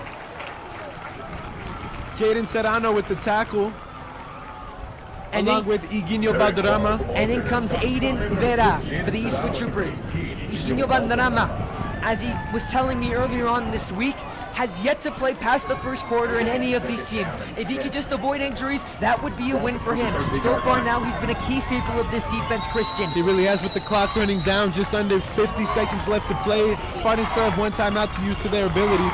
Gael Ochoa, under a minute to go. Takes the snap, here comes pressure, drawing it up, right down the middle, faking, pumping, wide open man. Marcus Torres gets it, touchdown, Spartans. Incredible job by the Spartans to get the open touchdown. Unlike last play, nothing fancy, just what they needed to do to get on the board. No yellow on the field. The question is if he made it into the end zone. He did. The special teams unit taking their time to getting and to kicking, positioning. Aaron Ortega so far 1 for 2 on PATs. Missed his first PAT of the season. The pass score with 38 seconds, the play clock stopping. Kick is up, kick is right down the middle. Pebble Hills cuts it down to an 8-point game, and they will receive starting the second half. Sebastian Perez de Navarro alongside Christian Salazar. A very tight game at Trooper Stadium, 28-20. Troopers getting the ball back with one timeout to go. How do you want to play this? You know, it could be very risky, but you can throw it downfield. You still do have that one timeout. And again, that rule where the clock will stop if you get the first down until the officials place the ball. So you wonder what the Troopers are going to do. Try to get that momentum still going for them into halftime. Maybe even try to get a field goal attempt. Who knows? See how Pebble Hills elects to kick it. Their kicking game hasn't been the best. We saw an early punt. That one didn't go for any yardage. Darian Diaz returns on the kickoff unit for Eastwood. He'll be at the front lines of the kicking return unit. You wonder also, too, if the Spartans would do a short kick, make the Troopers run the ball out, try to run the clock down a bit before we go into halftime. And something to keep note on the sidelines, Cam Mason currently talking with head coach of athletic trainers, Coach Arellano, taken back. We'll see if Cam Mason comes back to this game as he seems to be exiting the stadium. And yes, they will do a short kick. Fair catching signal by Alex Sanchez. Ball is muffed it. Ball is still on the ground. Alex Sanchez gets back to it and goes into the end zone. Very dangerous flag flies with a player on the ground. Coach is not happy at all. Kickoff was fielded by number 88, Alex Sanchez. Muff kick, definitely don't want to do The that. question is, what was the flag on? It was thrown a little bit later on.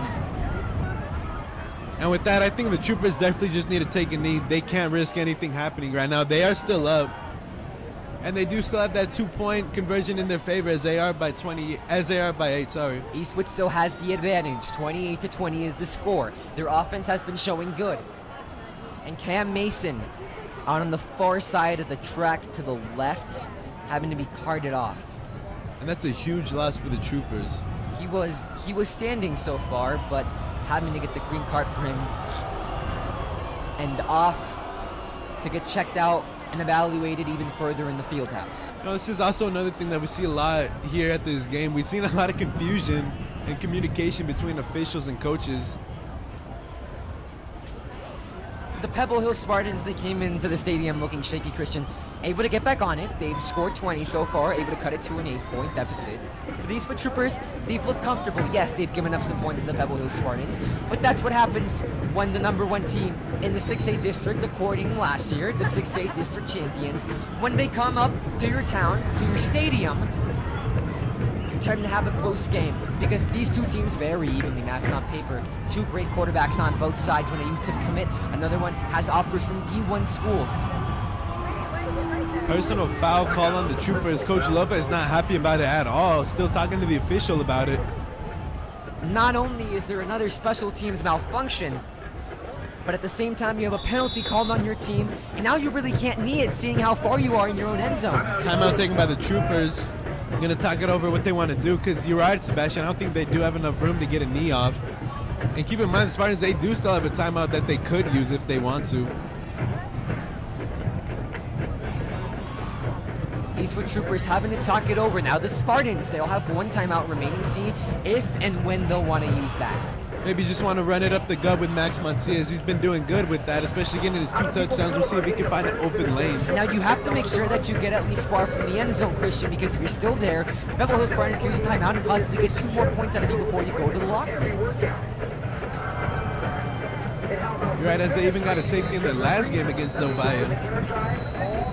Led to the very unique score, 5-0 at halftime.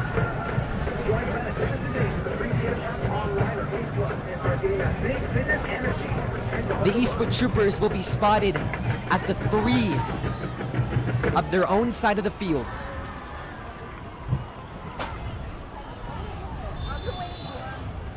And Evan Minhares, he is back. First down and 10. Dry it up, right up the gut. Minhares finding room to run to the 10, to the 15, very close. And he will just slide. Let the clock run out, I'm sure. The Spartans not seeming to use their final timeout, and it looks as though this will mark the end of the first half. Taken down by Art Guevara from the Pebble Hills Spartans. To 10 seconds, and it looks as though we'll wind down the clock. Christian, thoughts and summaries of the first half that we saw. Troopers came out very strong, getting a score on their first drive within 3 plays, and they just really wanted to set the tempo from the start, get this game going, get the crowd fired up, get everybody excited. Unfortunately, they let off on the acceleration a bit as the score is now 28-20. We'll see what the Spartans will do and how they want to adjust coming back from halftime. All we're sure of is, Christian, is that we're in for it. 28-20 is your score. Sebastian Perez Navarro alongside Christian Salazar. You're watching the Eastwood Performance Athletics Network. Don't go anywhere. The band and Trooperettes coming up next for halftime. We'll see you very soon.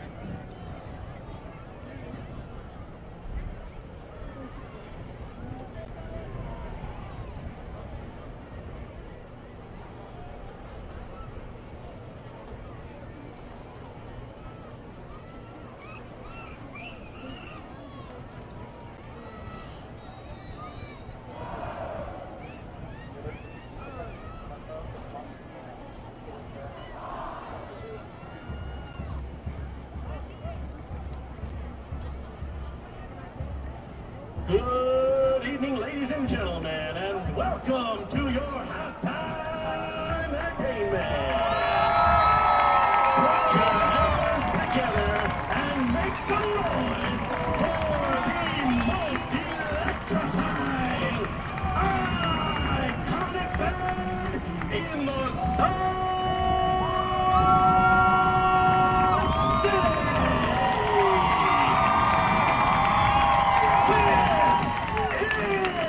El Paso's finest.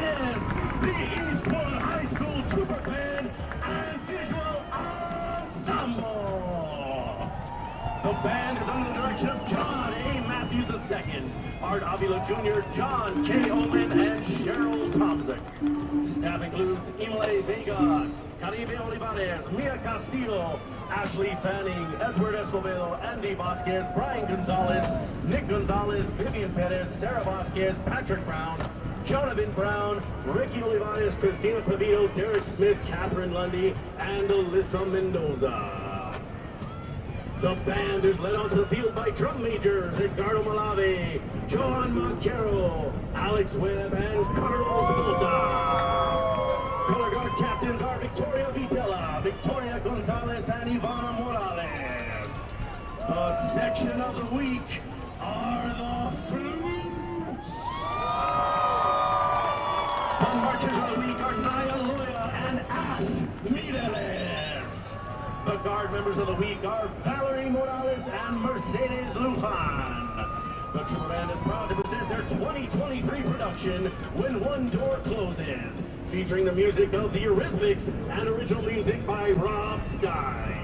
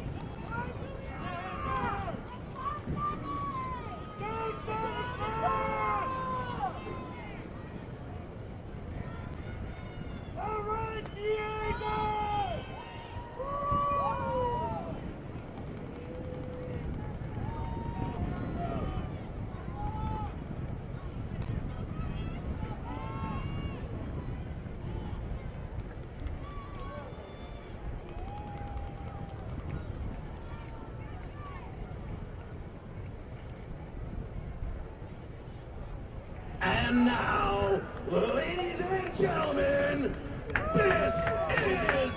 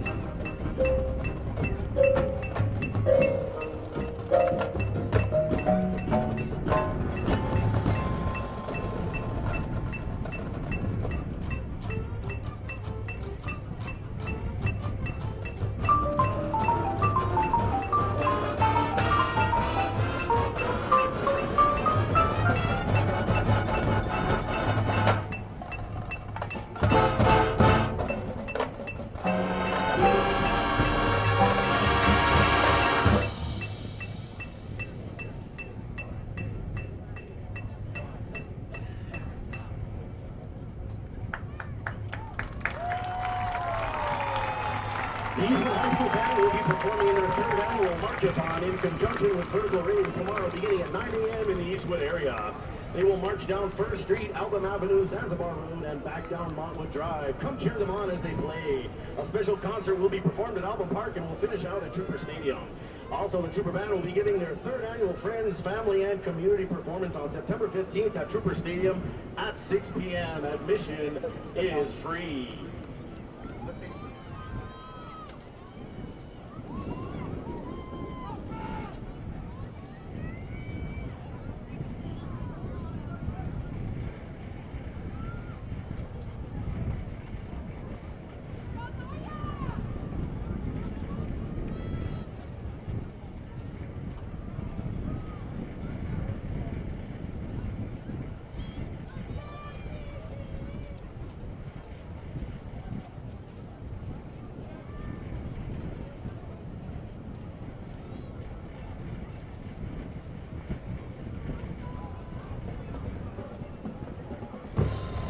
And now, ladies and gentlemen, Eastwood High School is proud to present the 2023-2024 Eastwood High School Super Bands. Captains are Gabby Banjo, Sarah Sanchez, Angela Chavez, Maya Cody, Jane Delgado, Leah Herrera, Jocelyn Perez, Tabitha Oliva, Soleil Quinny, and Lala Aquinos. Social officers are Faith Arenas, Sienna Cervantes, Victoria McKinney, Frida Nunez, and Alyssa Rodriguez. The Trooperettes are led onto the field by co-leader Addison McBain and leader Denise Chavez. The line of the week is Soleil's line. The Trooperettes of the week are Faith Arenas, Mia Cataldi, Naylin Contreras, and Jenna Salvo. The Trooperettes are under the direction of Mrs. Ursula Casas. And now the Trooperettes will perform to We're an American Band.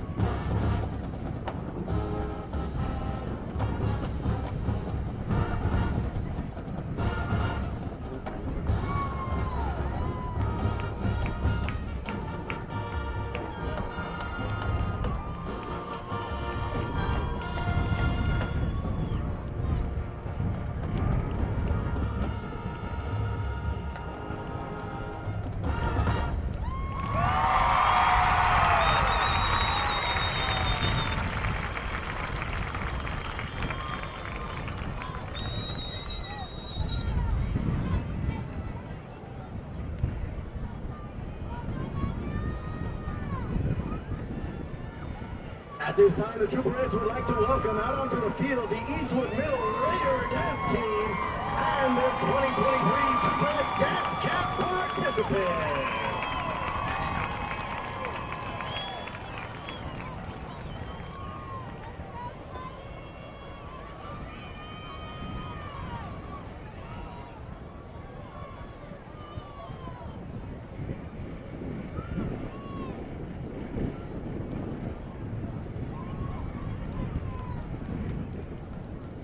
Together with the Trooperettes, they will now perform to Shake It Off.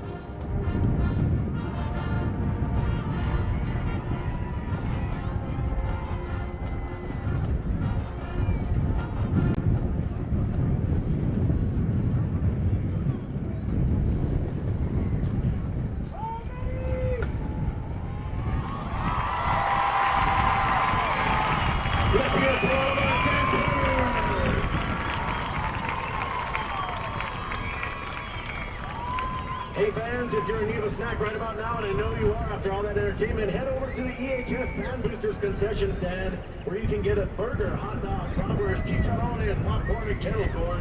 And now, to beat this El Paso heat, you can get frutiki bars. Head over to the south end of the stadium next to the baseball field and visit Sam and the most electrifying iconic concession crowd in the city for a tasty snack.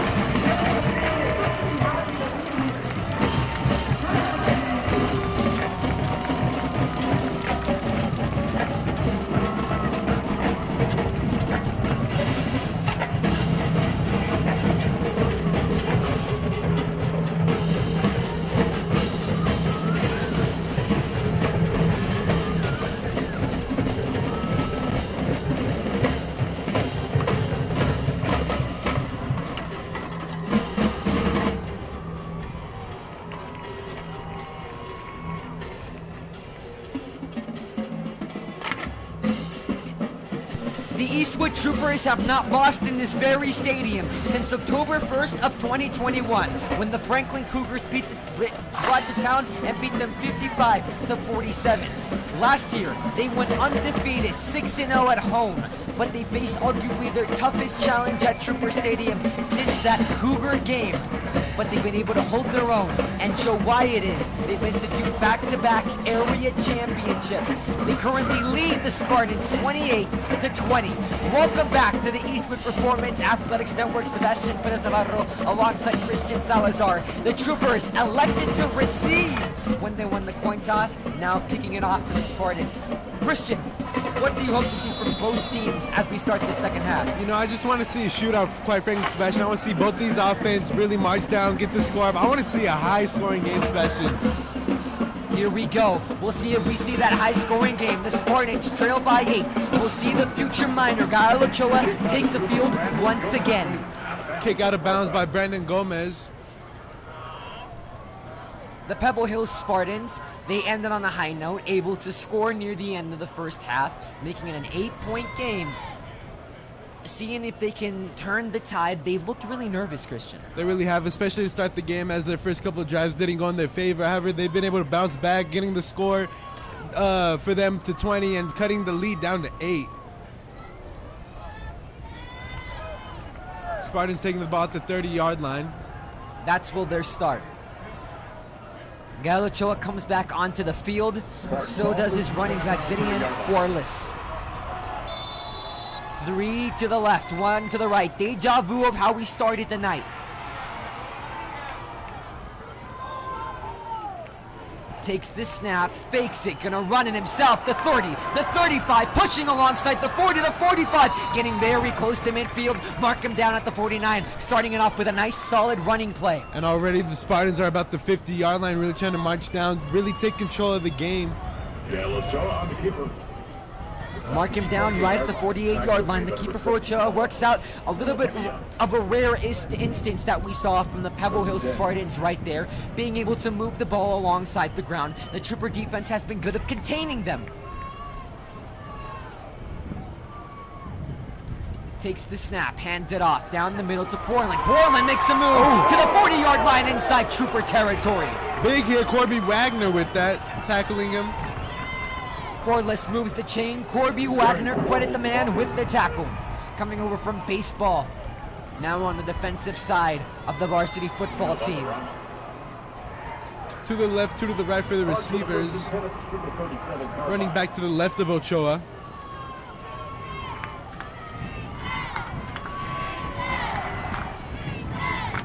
Keeps the snap again. Ochoa takes it 30, making a move, finding an avenue, rolls down to the 20-yard line, and another first down for the Spartans, moving the ball with ease. And we saw this last week against the game against the Las Cruces Bulldogs, Sebastian. The Trooper run defense in the second half. They just quite frankly couldn't get their job done right, and they allowed a lot of points for the Bulldogs. We'll see how that affects them in this game and how they adapt to it. 2 to the right, 2 to the left. It looks as though the Pebble Hill Spartans have settled a little bit more into this environment. See if they can cap it off. Right at the red zone at the 20-yard line. Looking, throwing. Marcus Torres is going to be met short of the first down. Gains minimal yardage. Stuff him at the 14-yard line. Noah Padilla with the tackle, number 17. Along with Nate Mendez. Nathan Mendez is only one of 2 players on this Trooper defense with an interception. The second one, Isaac Alvidres. Both of those came last week against the Las Cruces Bulldogs. 3 to the right, 1 to the left. Faking it, Ochoa's gonna take it. This has been working out, but not for long. And he wants a flag on the play, calling for a late hit. Doesn't get it. It doesn't seem as though much contact was made. You know, Ochoa, he's been complaining a lot to the officials about some no calls that he thinks should go in his favor. Andres Blanco was the man who met him, but it didn't seem as though he put himself over Ochoa. Under 10 minutes, Spartans able to drain some clock, but here comes a 3rd down and 3 at the 13-yard line. 3 receivers to the left, 1 to the right. Wallace out far right. They're gonna hand it off to Corliss. Corliss cutting the edge. The sideline. Corliss is in.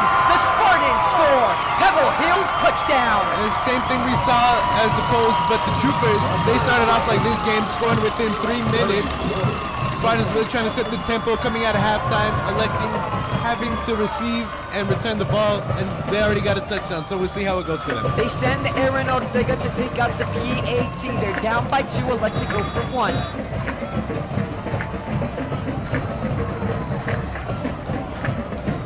Trooper band trying to give a spark to this offense to come back. After that Spartan score, 28-26 the score, looking to make it a 1-point game. Movement at the line, flag flies immediately. And they pick it back up.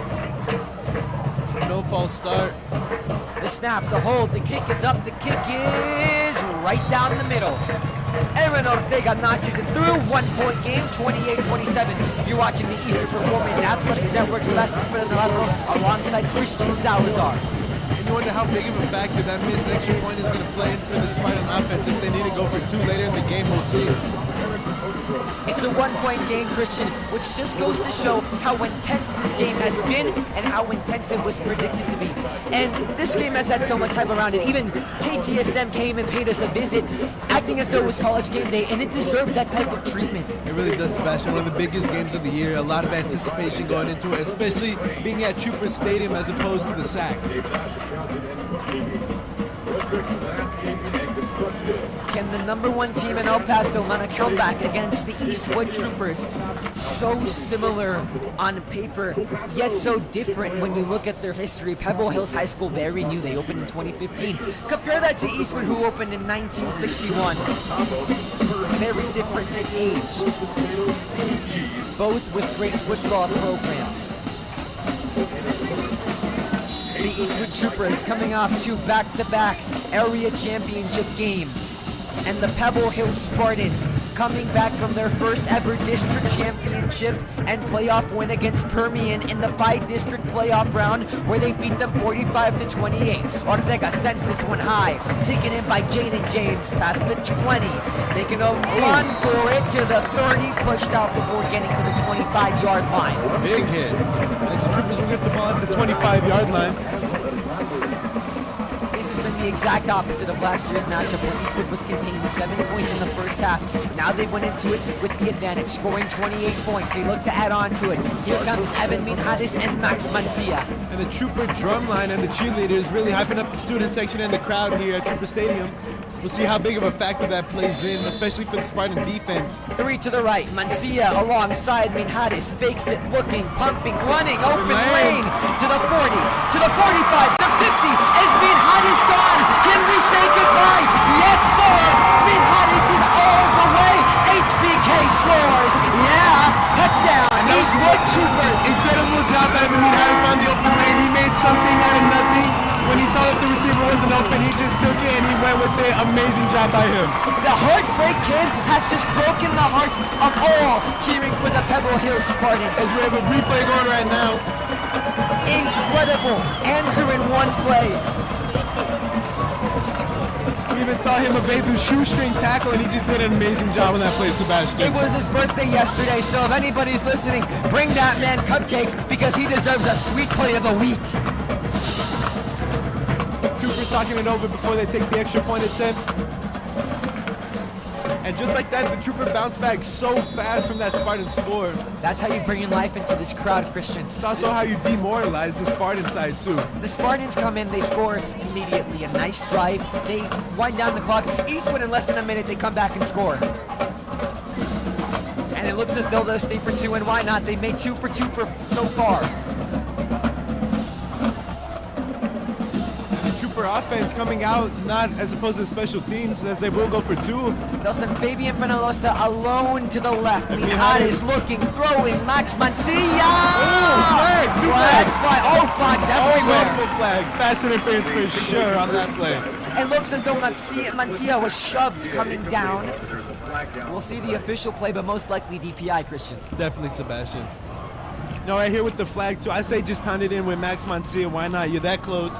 You're still gonna be up by 7.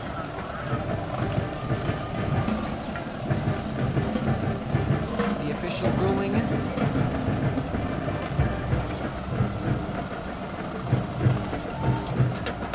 And it will be on the Spartans, so the Troopers offense will stay out, continue for the 2-point conversion. Marked down at the 2.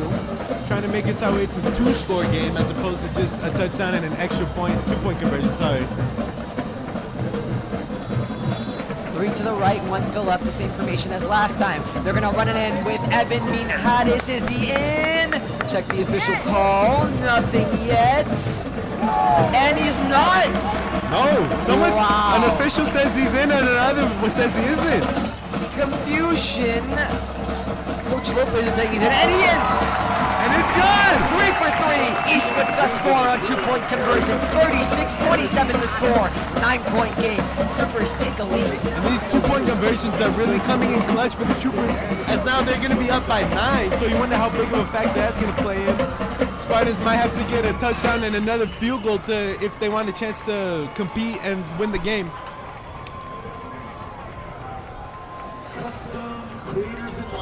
This Trooper defense has been on fire so far.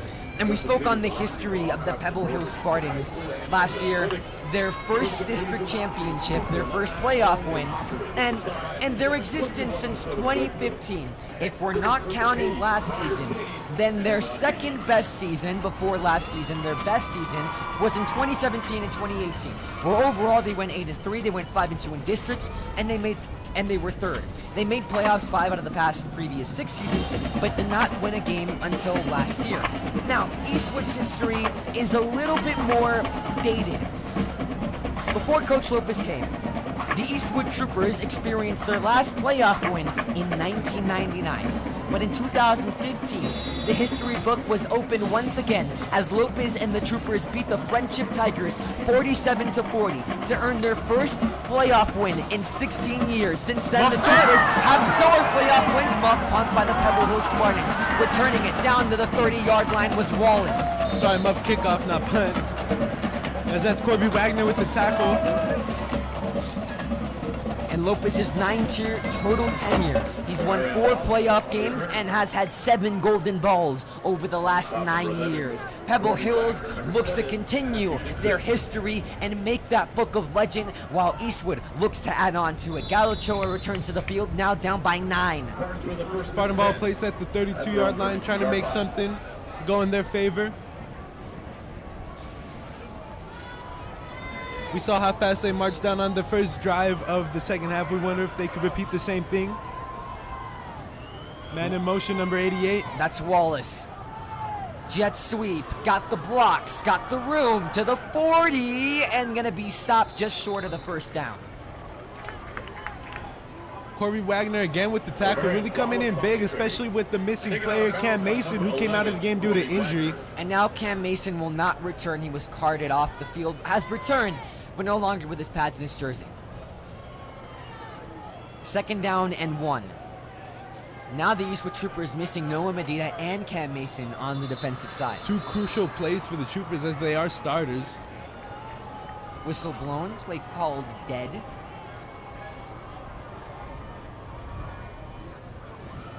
Was over before it even started. See what the officials discussing. Conversing with the side judge. No signal on anything. And again, just a lot of communication and confusion between officials and coaches. Guy Ochoa going over to talk to his head coach. You're down by 9. What is Mark Torres telling his quarterback right now? Just be confident, you know, trust your game. You're committed to UTEP for a reason. Trust your players, just do your thing.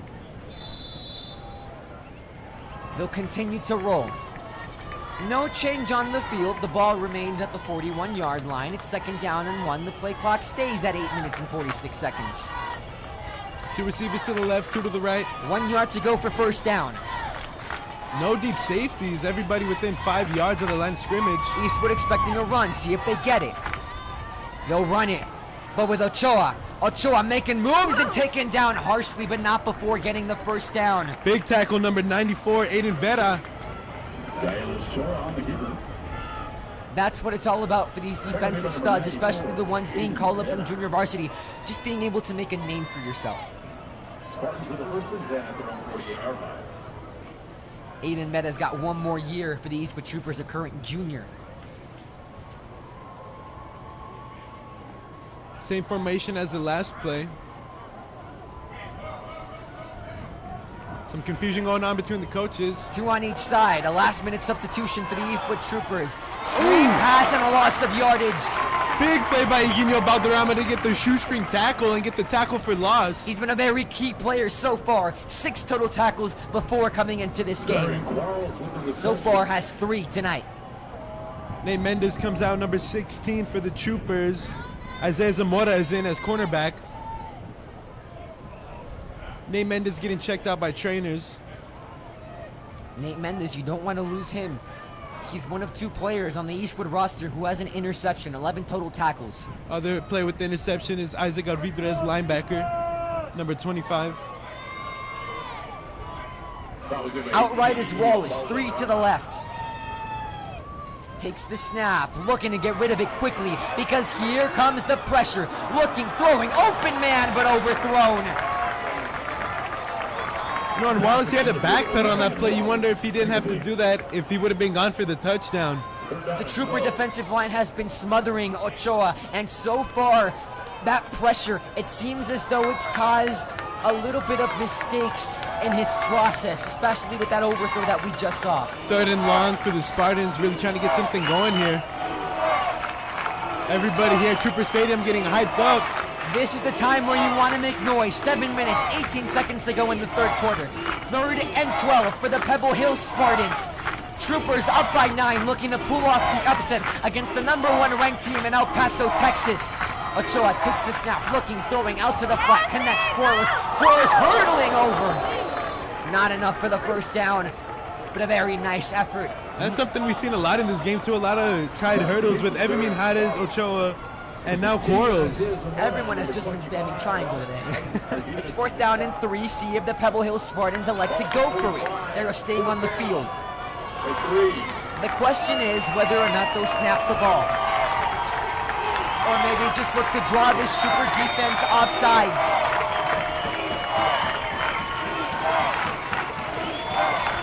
Fourth down and 3. Game clock at 7 minutes and 12 seconds. Trying to get a false start. Ochoa looking over to Torres. Game clock running down. Timeout called by the Spartans. They will not go for it. Now to call a timeout right there is odd, because if you have no intention of snapping the ball, you could take the penalty, kick the punt. But to lose a timeout there, Christian, can we be suspecting for them to attempt it on 4th down? I don't think so. I think they were just trying to get him to draw a false start. Maybe offsides too, who knows? Try to get a free play. Because if you get that false start, you do continue, get the 1st down and keep the drive alive. We'll see if they still try to go for it on 4th down. If they don't, it won't be the best decision by head coach Mark Torres, because again, you could just take the penalty and kick the punt, and you'll save a timeout. And so far as this game has been going, you're going to need that timeout. So to lose it and now be stuck with 2, as we haven't even reached the midway point of the 3rd quarter, is a little bit questionable. We'll see what they play with discussing in the huddle. And the offense will remain on the field. Ochoa coming back out alongside Quarles.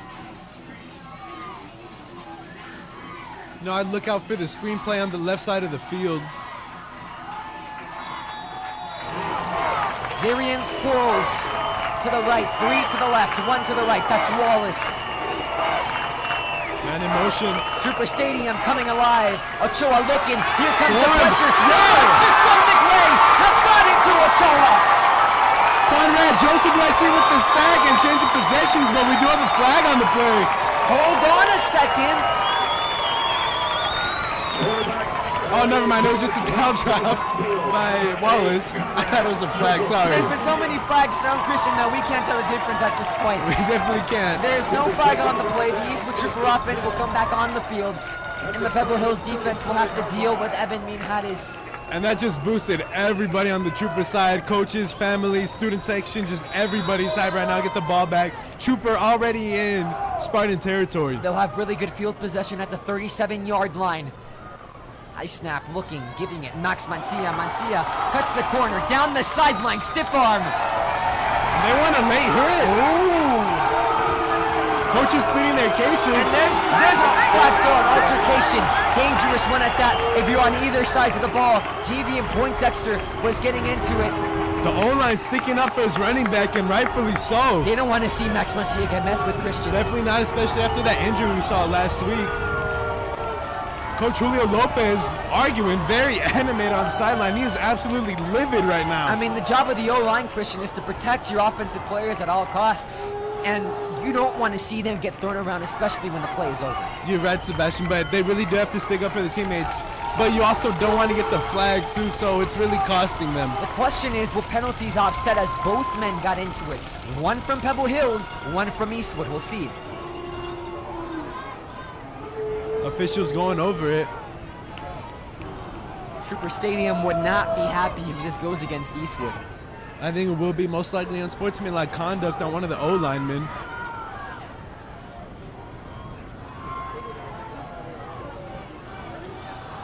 See the rule officially. Official going back to talk to Coach Lopez.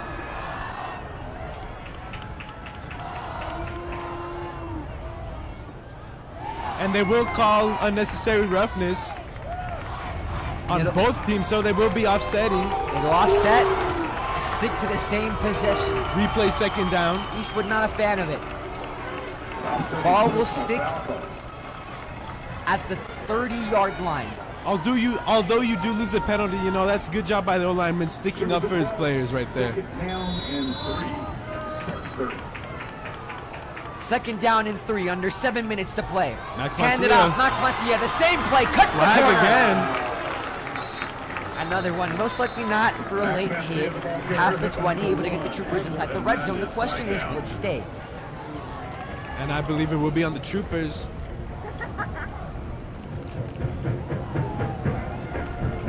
Coach Lopez still talking with the officials, not happy with a lot of these calls in this game.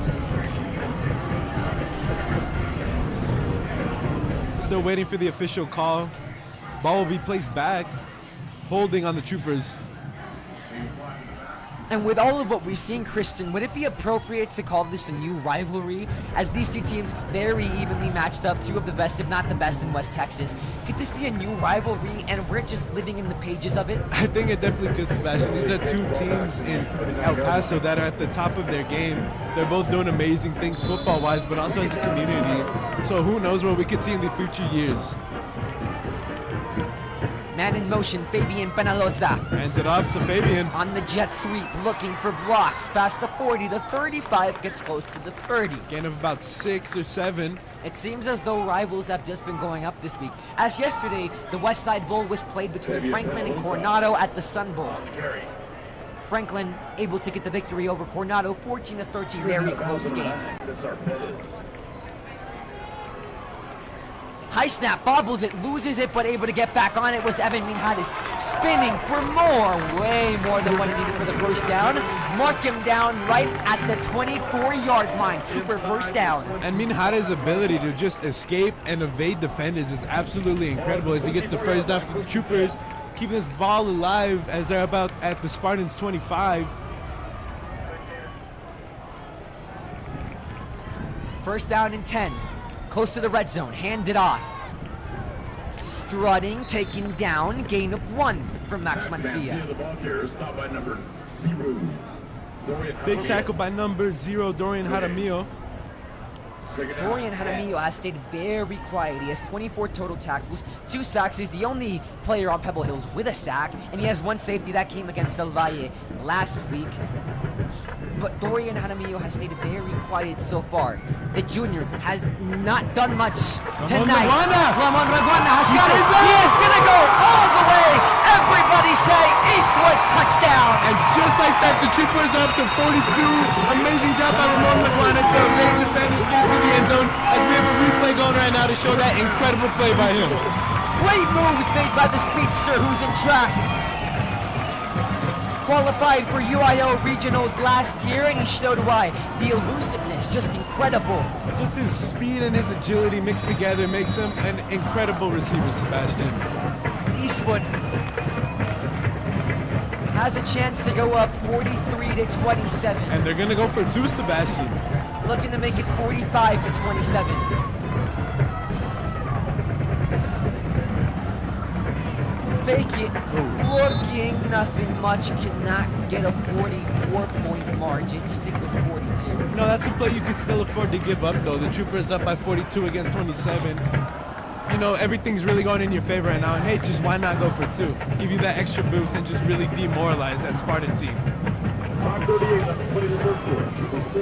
42-27. The Troopers take an immense lead over the Pebble Hills Spartans. You're watching the Eastwood Performance Athletics Network. Sebastian Navarro alongside Christian Salazar.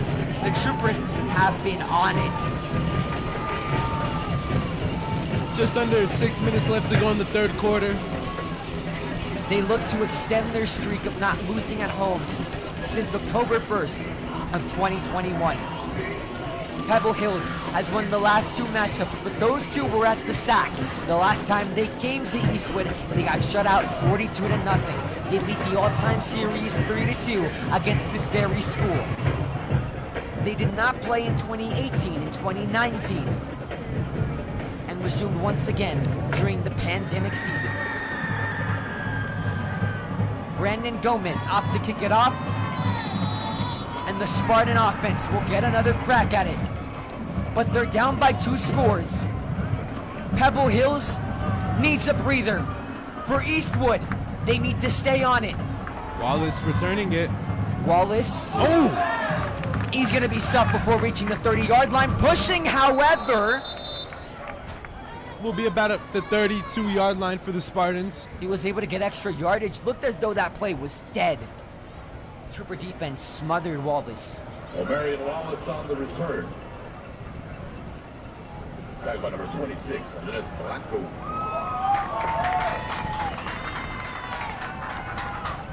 The Pebble Hills Spartans. Trooper defense eager to get out there and try to get another stop. Have the ball first and 10 at their own 31-yard line. Offense stayed relatively similar from last year, with Marcus Torres and Gael Ochoa. Isaiah Zamora will remain in for Nate Mendez, the cornerback. 2 to the right, 2 to the left, fakes it, looking. Oh! It's intercepted! He's going to go all the way! Everybody say Eastwood, pick 6! And right there, Isaiah Zamora read the play beautifully and took it back home for the pick 6. Mama, there goes our man. At the blink of an eye, Eastwood scores once again. Booyah, booyah, say what? They're up by 3. And Troopers did not mess around today, Sebastian. They came to play, Christian, leading by 21 points, up by 3 TDs. They knew the stakes for this game, and they knew what they had to do to beat Pebble Hills for the first time since 2021. With 5 minutes and 21 seconds, the Troopers get a pick 6, and Isaiah Zamora is able to notch himself in with Nathan Mendez and Isaac Alvarez as the only 3 players with interceptions, and that is the first pick 6 for the Eastwood Troopers this season. That was just, oh my gosh, Sebastian. He read that perfectly right down to the, oh my gosh. The pass was intended for Marcus Torres and went just directly into the hands of Zamora. Gael Ochoa drowning in the pocket. Just a whole defensive effort from the start. That was just a beautiful play by the Trooper defense right there, Sebastian. They saw they're dropping in the ranks and they took it personally. Before this game, ranked number 2 in El Paso via Max Preps and ranked number 3 in El Paso via Prep 1. We'll see how those rankings alter after today. Incredible showing by the Eastwood Troopers. Pebble Hill still with a quarter and a half to play to get back on it. They're down by 3 scores. Eastwood next week having their bye. If they're able to keep it up, they'll go into the bye with smiles on their faces, unlike last year when they lost at the sack. Brandon Gomez is the kicker for the Troopers. Wallace and Torres back for the Spartans returners. Sends it down to the Spartans. Wallace once again takes it to the 30, the 35, the 40. Wallace finding space. Wallace with room to run. Wallace is going to go all the way. Touchdown, Pebble Hill Spartans. And just like that, the Trooper pick six just went to shambles as the Spartans already returned it back. Definitely did not want to give up a return on that play. However, good job by Wallace to find the open lane, evade tackles, and trot in for the Spartans touchdown. Pebble Hills score at the blink of an eye, just like how they throw a pick six at the blink of an eye. Just goes to show how even this game has been. Pebble Hills cuts their deficit to what could be 2 scores if Aaron Ortega is able to notch it through the posts.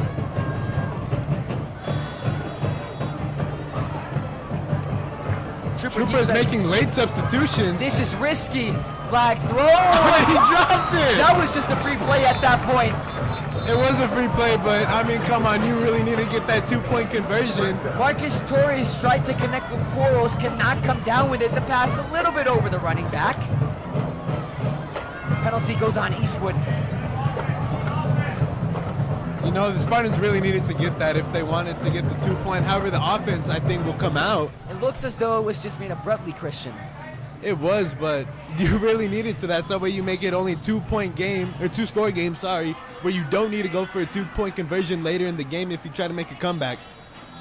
49-33 the score. Here comes the entirety of the Pebble Hills offense.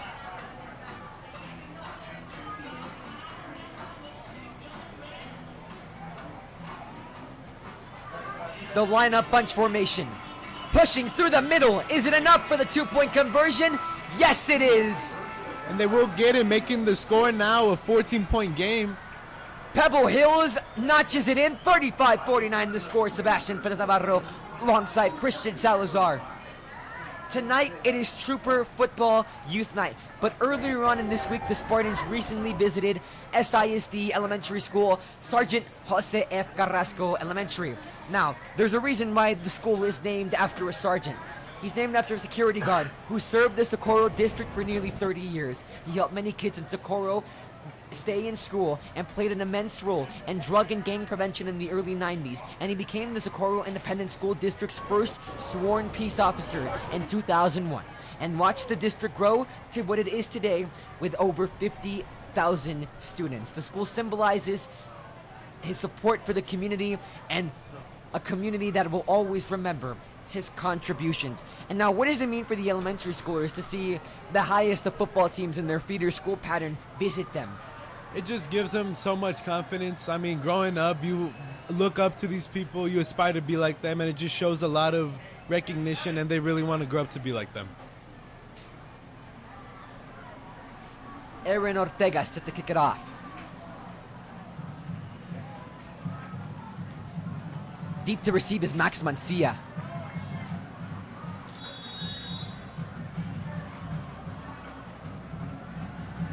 Up, and away. Eastwood will get a chance to respond. Up by 2 scores. Max will take it out. All the way from the end zone. Cutting to the outside of the field. Now having to bounce inside. Able to get past the 15-yard line, mark him down at the 17. Coaches pleading for an unnecessary roughness as Alex Sanchez was tackled late on the play. They'll get none. Under 5 minutes to play in the third quarter. It feels as though the first 2 quarters flew by, the third quarter a little bit more lengthier, but these two teams exchanging blows as we've continued. The Spartans started cutting this lead down to 1, but the Troopers have scored 3 touchdowns consecutively. 2 in the offense, 1 pick 6. Evan Minhados keep the ball, go to the left. He's gonna fake it, running it past the 20. Able to get to the 25-yard line on the keeper. Gaining about 8 yards, making it 2nd and 2 as he's slow to get up. Stopping by number 95. He will remain on the field though. Able to get back to his offense. Tad limp, but seems to be okay. 2nd and 2. Fabian Penalosa out far left. 3 to the right so far. Mancia as the back. Next to Minhados on his left. Takes it, gives it, up the middle, cutting to the outside of the field, looking for room to run. He'll get more than enough for the first down. And a late hit, I believe. We've seen a lot of these so far, and Coach McCage pleading his players to stay back. Number 5 for the Spartans, that's going to be Amari Welch. Definitely going to be a late hit, I think. And the officials for sure saw it on that one. Welch pleading his case.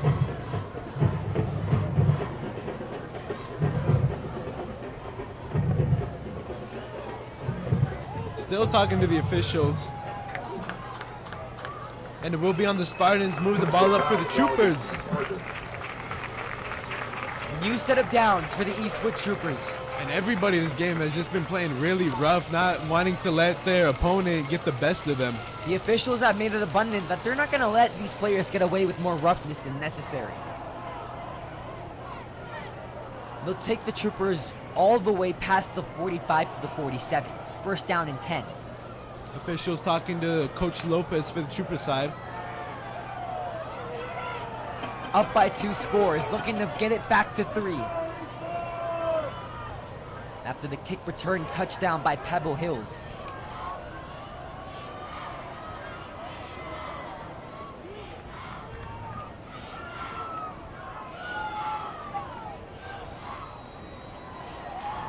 Confusion going on the field with the coaches on the Spartan side. Play clock has not resumed. The head official will blow the whistle. Continuing, time will continue to tick. Play clock will start up again. One out left, high snap, handed off, Max Mancia. Mancia cuts it, Mancia with room to the 40, more than enough for the first down. Gets the Troopers down the field inside Spartan territory. Max Mancia coming up big when his team needs him the most, and he's doing an incredible job of that as he comes out and Jaden Martinez will come in for a play. First down and 10 from the 35-yard line. At 4 minutes to go in the third quarter, 49 to 35.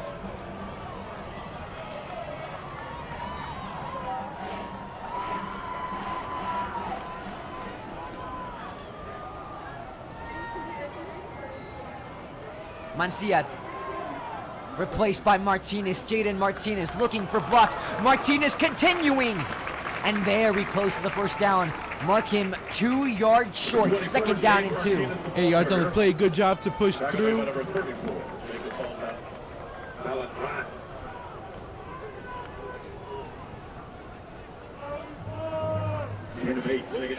Troopers inching closer to red zone territory. Martinez remains on the field.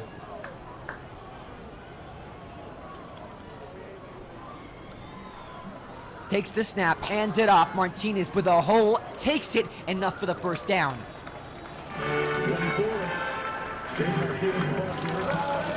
Mark him at the 23-yard line. Now officially under 3 minutes to play in the third. Jaden Martinez remains on the back. Max Mancia nowhere to be seen on the sideline.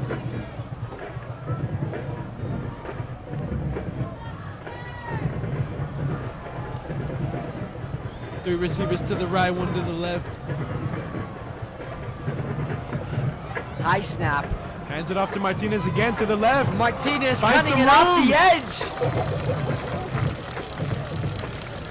Good enough to get past the 20, officially inside red zone territory. Gaining about 6 yards on the play.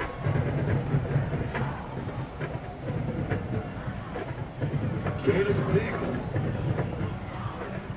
Gain of 6 for Jaden Martinez, the young running back junior. And Max Mancia will come back in as the running back.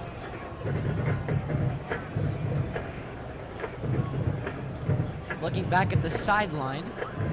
Fabian Penalosa to the left, Rudy Garcia, Alex Sanchez, and Ramon Laguana to the right. After the first half, Rudy Garcia hasn't made much noise. See if that changes. Handed off Max Mancia. The running game has really taken precedent for the Eastwood Troopers so far. It really has. I'm sure the Troopers, they're just trying to settle down, keep the clock running. They want to hurry up, get out of this game, stay on top, and just remain in control throughout the rest of this game. At this point, do you just want to start playing defensively and contain that lead? With a 1st and 10. You know, you just don't want to be too aggressive. You don't want to give up easy interceptions, or you don't want to fumble the ball. Just play safe, do what gets good yardage, and they're doing that right now, as we already see they're in red zone territory. Coach Lopez giving them adjustments from the sideline. Same formation as the last play. Handing it off again, Max Mancia up the middle. Mancia cannot get anything up the gut. Gain of about 2 yards. Ooh, and another push, Mancia. And again, just both these teams really going at it, being really aggressive, a lot of words exchanged, and rightfully so. This is a really big game and could determine seedings when it comes to playoff games. And 100% Christian, because we can make without a doubt these two teams last year, Pebble was number 1, Eastwood co-district champions, technically number 2 in district. Whoever wins this game is going to have the advantage over the other, and that is going to have a huge factor. If Eastwood can beat out the rest of their district opponents, they can easily be number 1. It is, Sebastian, because we saw last year both the teams finished 10-2, but the Spartans had the tiebreaker as they defeated the Troopers at home. The Troopers winding down the clock, under 25 seconds to go. It'll set down 3rd down. Likely leaving this to let it go to the 4th quarter, and the offense will come back to the sideline as we will switch sides, and we'll see how they go from here on out. Gain of a yard. Second half started with fireworks on both sides. Pebble Hills, a good solid drive that got them down, able to score. And one play, Evan Minhadis, a rushing touchdown. And then a pick 6.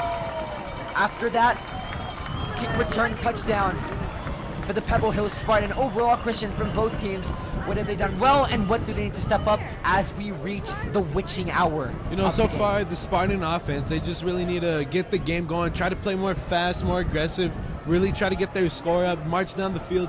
Troopers, they're doing an amazing job so far. They just need to play it safe, calm down a bit, play aggressive on defense, not so much on offense.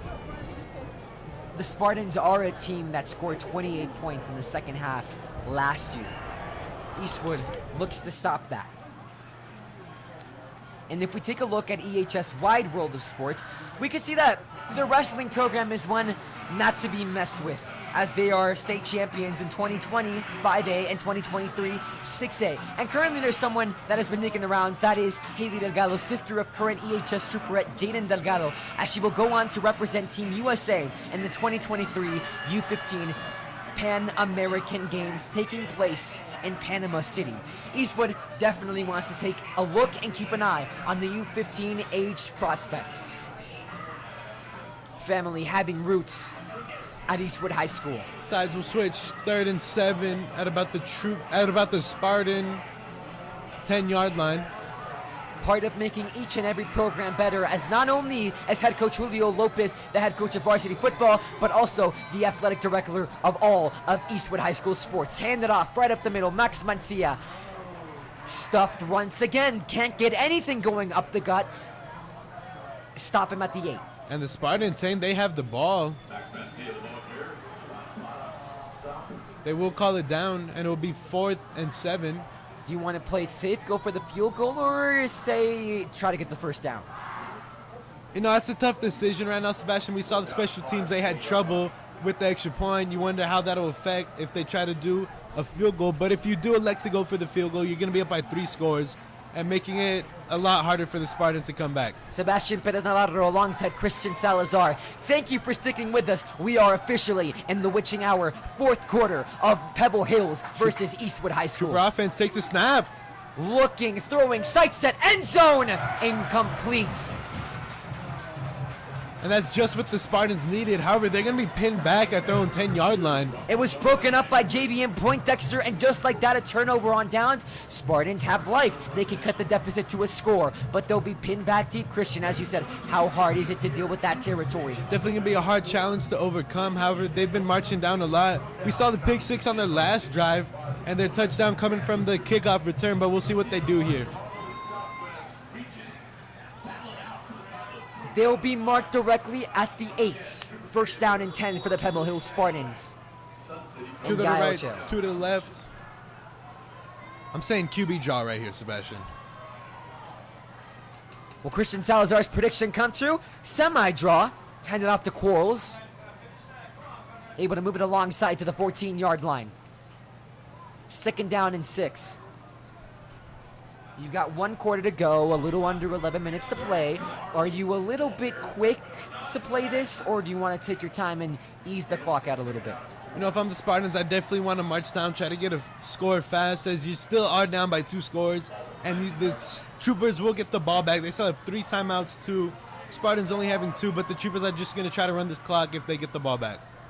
Looking, throwing, short pass complete. Making a stiff arm effort enough for the first down. Pass completed to Jaden Gutierrez. Iguino Balderrama with the tackle again, coming up big for the Troopers. But the chains will move. And as we said, Christian, in the past 2 games, he has yet to play past the first quarter. Now, a key player for this Trooper defense, and a big reason of why they're winning so far.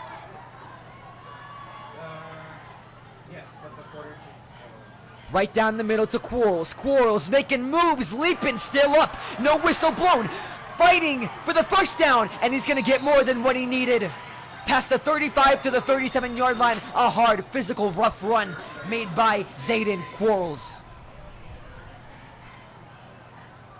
And Quarles has been doing a really good job of evading defenders, jumping over people too at that, as we just have just under 10 minutes left in the 4th quarter. Spartans trying to get something going and come back late in this game. At the 37-yard line, they'll mark him. First down and 10. Spartans moving the ball. Time winding down. Under 10 minutes to play. Looking, throwing, wide open man. Marcus Torres. Jinx, you owe me a soda. Gets it past midfield. No, but they on the coverage with that one. They'll be set at the 48-yard line.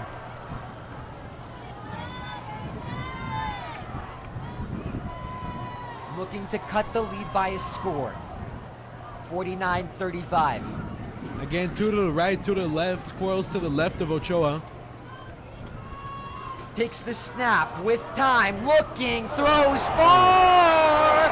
Flag flies. Interference most definitely on Wallace. Definitely got tripped up on that play.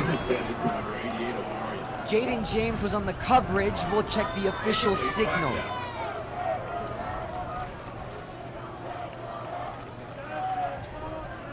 Most definitely, Omarion Wallace went to the ground on that play.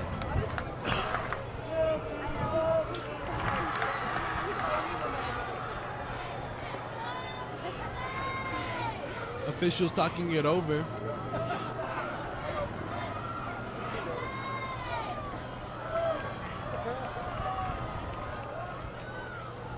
The official ruling, DPI on the Eastwood Troopers. Crowd not happy at all.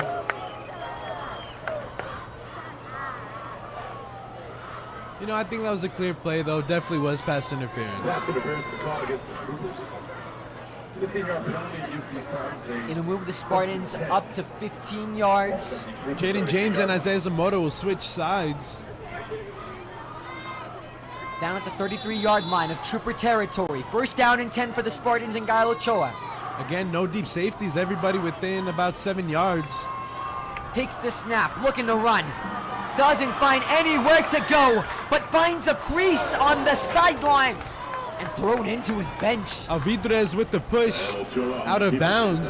Flag flies late. Late flag. I think definitely an Alvidrez with that one. Maybe talking some smack. The question is, are they penalizing the push or are they penalizing a possible unsportsmanlike conduct. I definitely think unsportsmanlike conduct, there was a late flag. And here's the thing, Christian, most of these guys come from JV. And last year, when Pebble Hills rolled into Trooper Stadium on a Thursday, this game was close, this game was rough, this game was physical, and they were getting all up on each other's faces. So these rivalries are very much continuing rivalries from last year on Junior Varsity.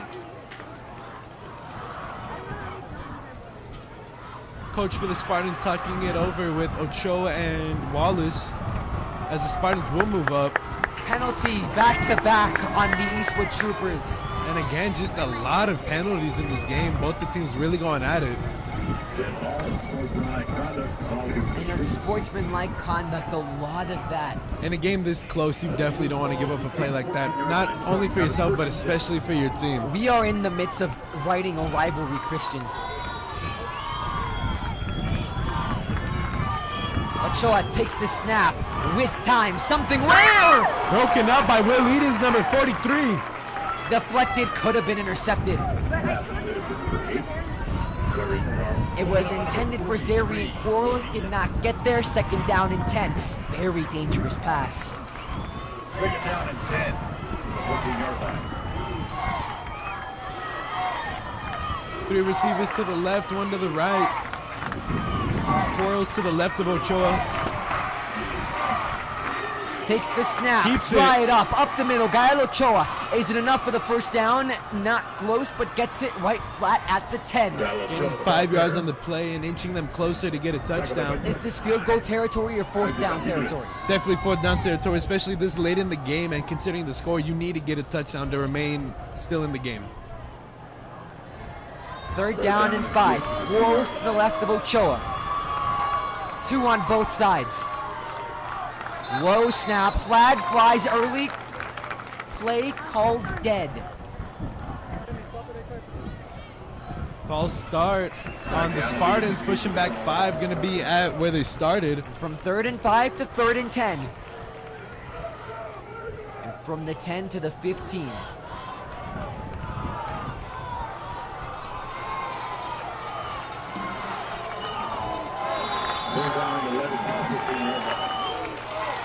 Troopers need to get a stop. The student section getting loud. Spartans not necessarily need to get a touchdown, but they need 11 yards to get a first down. Same formation as last play. Low snap, looking with time, stepping up. Got a man. Is it complete? Did he hold on to it? Oh, and he comes down. Undecided injured Trooper player on the field. Noah Padilla with the tackle and still remains down on the play. Hopefully he's okay. Injured player Noah Padilla. And he's shaking up, Sebastian. Everyone goes to check. It was a very close pass. When going to the ground, something could have gone wrong. Athletic trainers checking to his aid. From both sides of the Spartans and the Troopers. No official signal on the pass play. Coach Lopez walks over to check his injured player. Currently, the biggest concern on everyone's mind is the state of Noah Padilla. And Christian, you've already lost Cam Mason. No Medina isn't playing. To lose another man on defense would just be detrimental, especially in this latter stage of the game. This would be, but it would also drive up the rest of the Trooper team to just continue out this game and play for those injured players.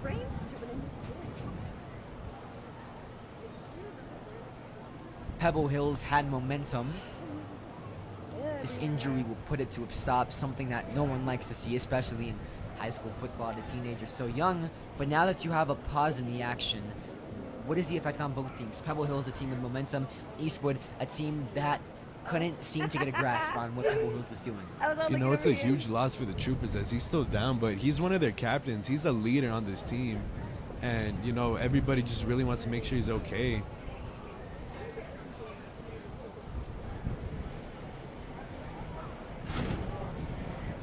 Trainer's still talking to Padilla. What does Eastwood have to be thinking currently? Their injured teammate, however, they have time to recollect. They're getting a stretcher out for him.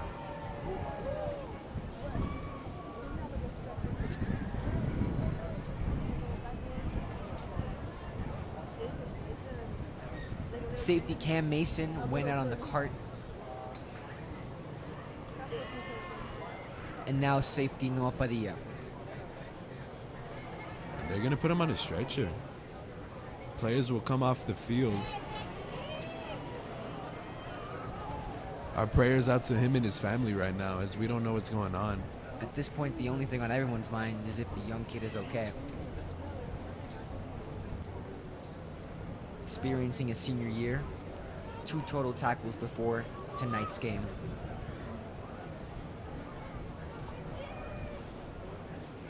Thoughts and prayers being sent out. Eastwood huddles in a group prayer. Noah Padilla still being attended to. We'll take a little break on the Eastwood Performance Athletics Network. We'll be back soon.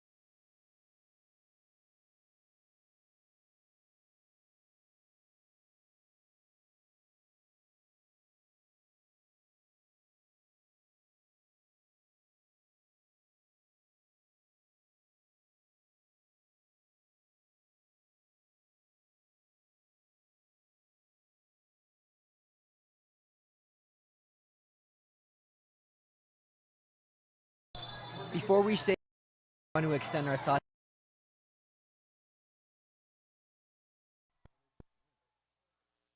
Before we say anything, we want to extend our thoughts and prayers to the family of Noah Medea. We currently got a grim reminder of how dangerous the sport of football can be. Our thoughts, prayers are with Noah Padilla and his family. We hope he's okay. Currently stretched out in an ambulance as we speak.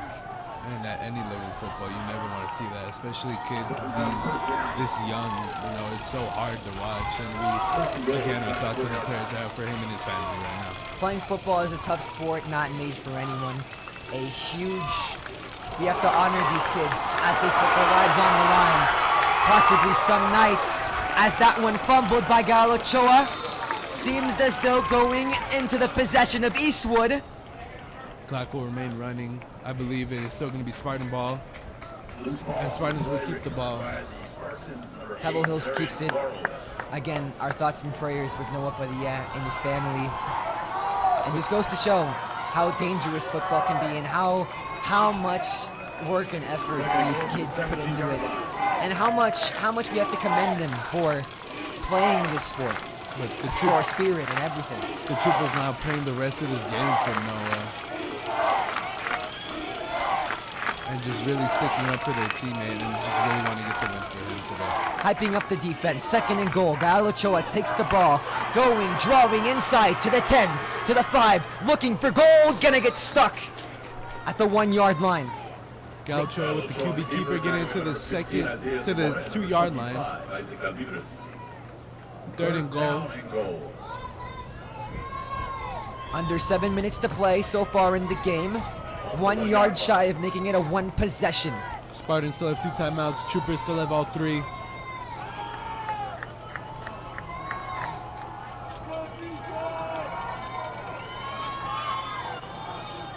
Looking for a defensive stop. Hands it up the gut. He's going to be stopped.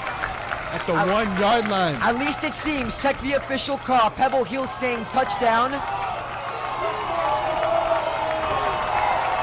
And everybody here at Trooper Stadium getting up on their feet. It's 4th down and goal. I think they're just going to try to go for a QB sneak here, get the easy touchdown. Troopers going to try to get the stop. I say just blitz everybody. Bunch formation. See who wins the battle. Did they get it? What do we signal? Nothing yet. They got it. Touchdown, Spartans and Pebble Hills. QB sneak by Gael Ochoa to get the touchdown for the Spartans. They cut it down to 1 possession, 8-point game. The extra point would make it 7. Aaron Ortega coming off a broken leg from last season. Missed his first PAT of the year in this stadium.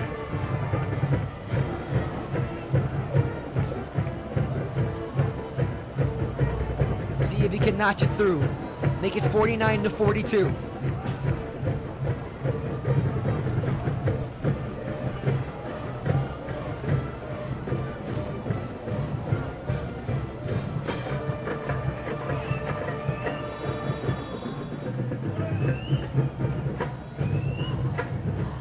The snap, the hold, the kick is up. The kick is right down the middle. 42-49 your score, under 6 minutes to go. Sebastian Perez Navarro and Christian Salazar coming to you live from the Eastwood Performance Athletics Network, presented by KEHS Film and Broadcast. We are going into the depths of this game, Christian. 1 possession, the Trooper offense going to get the ball right back. Do you want to drain the clock, seeing that the Spartans only have 2 timeouts, or do you want to get as many points as you can? 100% just drain the clock, run the ball, do little simple plays that get you good yards. We see it with Max Monti and Evan Minhades. Their rushing abilities are just so incredible, and they get yards so easily off of little plays. They make something out of nothing, and they just really put forth, and they really put their body on the line too. You saw Max Monti, he takes big hits, and Evan Minhades hurdling people, really evading defenders as a quarterback too. Keep that in mind.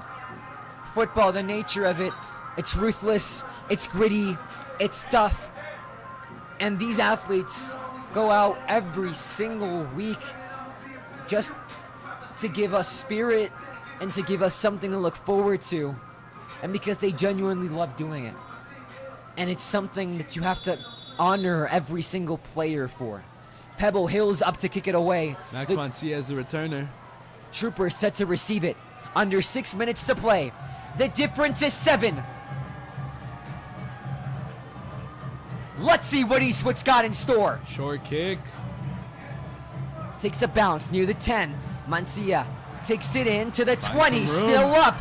Fighting towards the 30 and dragged down to the 29-yard line.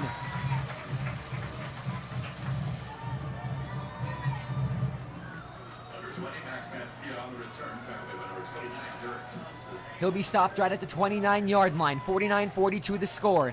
Evan Minhadis remains as quarterback. Clock at 5 minutes 50 still.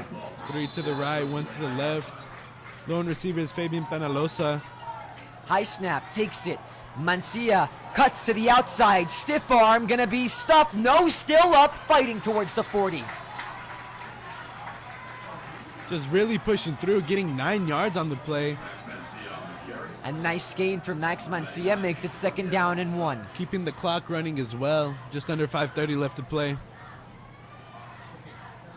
It's those runs, Christian, that Eastwood has been so dominant with Max Mancia, with Jaden Martinez, and with Evan Minhadis. That's been able to notch them on the board. But could it be with those runs that they can drown out the clock and put an end to this game? You're right, but you do have to keep in mind those Sebastian Spartans. They'll have 2 timeouts to use to their advantage, and we'll see how they use them here. Takes the snap. Hands it off. Max Mancia is stuffed. Number 1, Hazel Hernandez with the tackle. Hansel, sorry. Max Mancia on the carry. 8 total tackles before this game. Hansel Hernandez showing why he received an offer from Oklahoma Wildcat Prep.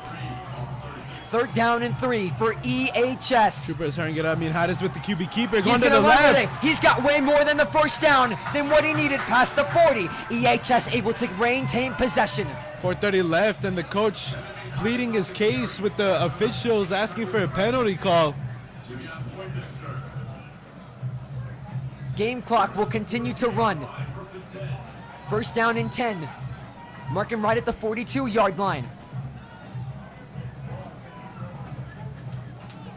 Outright, Ramon Laguana, Alex Sanchez. Far left, Fabian Penalosa and Rudy Garcia. Mancia in his back. Clock running down, just about 4 minutes left to play. Troopers really trying to drain this clock. 5 seconds to get the ball off. They get it off just in time. Minhadis gonna run up the middle. We saw him break one earlier, and this time his helmet comes flying off, but he's able to get the 1st down. But by UIL rule, he needs to take the next snap off. Darren Diaz will come in as the quarterback for this next play. Clock continuing to run down. Spartans still have 2 timeouts left.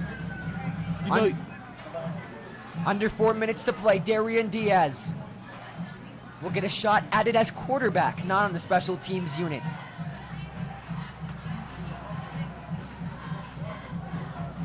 Coach Lopez making some adjustments with Rudy Garcia.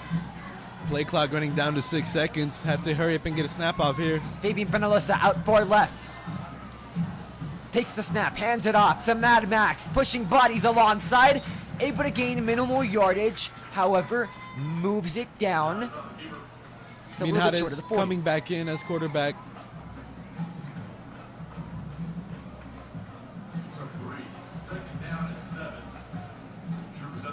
They're down at the 42-yard line, inside Spartan territory. 3 minutes left to play in the 4th quarter. 2nd down and 7. EHS has drained down the clock. Pebble Hill still with 2 timeouts to play with. They're down by 7.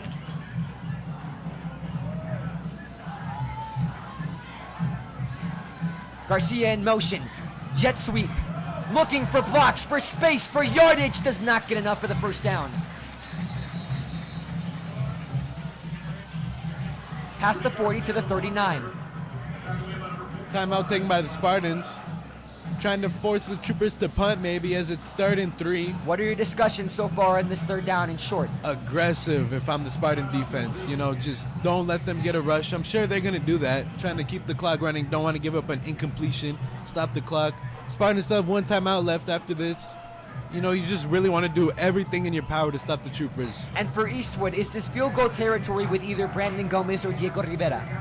It's a bit far. Who knows? Because, again, they are 0 for 2 on PAT attempts. Who knows what they do? More than likely, we can expect a run out of Eastwood. That is what they've leaned on. For Pebble Hills, they've had trouble containing the run. They've been good with containing Mancia, but once Evan Minhares turns the wheels on, that's when they've stepped off the brake.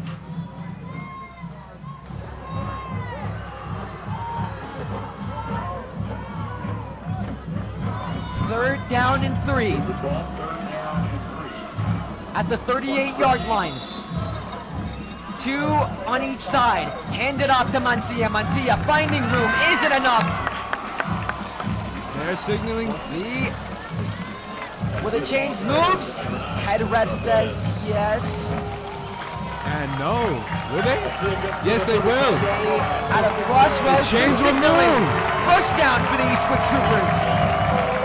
Timeout taken by the Spartan head coach. 2:16 left to play here in this fourth quarter. At the 35-yard line. Eastwood is on the verge of beating the defending district champions. A team who won their first district title and who made it to the area championship round the first time in their school history. For Eastwood to win this game after being put down in the power rankings in West Texas would do wonders for this program. After losing athletes like Jace Molden and Curtis Murillo, and having people spectate that they possibly didn't have enough power as they had last year, to beat a team like Pebbles It's huge. would just mean the world. It would. And it'll give you so much energy and momentum for the rest of the season and just really boost everything about your team. Next week, Eastwood has a bye. Pebbles has to deal with a rival in El Dorado.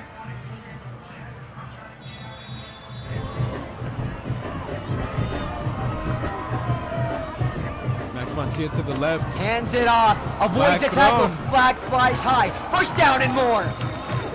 Flag thrown, I think, on the Trooper O-line, waiting for the official call. It was thrown as the run was happening on the O-line, so most likely a penalty on the Eastwood Troopers. And frustration showed by guard Justice Urbina. Not happy with the call. They're going to be moved back. A little over 2 minutes to play. 49-42. Eastwood looks to drain the clock. Spartans are out of timeout. The Troopers have all 3. And the Troopers will move back 10 yards. Mark him at the 45. First down and 20. As marked by the chains. Troopers talking it over. In huddle with their coaches. What you can do in this situation, Christian, is run the ball. You can drain the clock. At the most, you give it to Pebbles with, what, a couple of seconds remaining? 100% just run the ball. It's first and 20. Just run the ball. Hold on to the ball for dear life and just hope that they don't get a strip. 2 minutes, 7 seconds. Hand it off to Mad Max. Finds an avenue to the 40. Another flag. Flies as the run continues.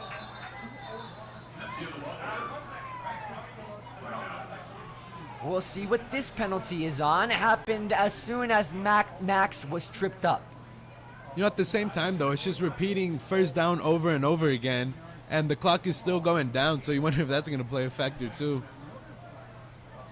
We'll check the call. Spartans have no timeouts to stop the clock. Holding on Eastwood once again. Move them back another 10, Christian.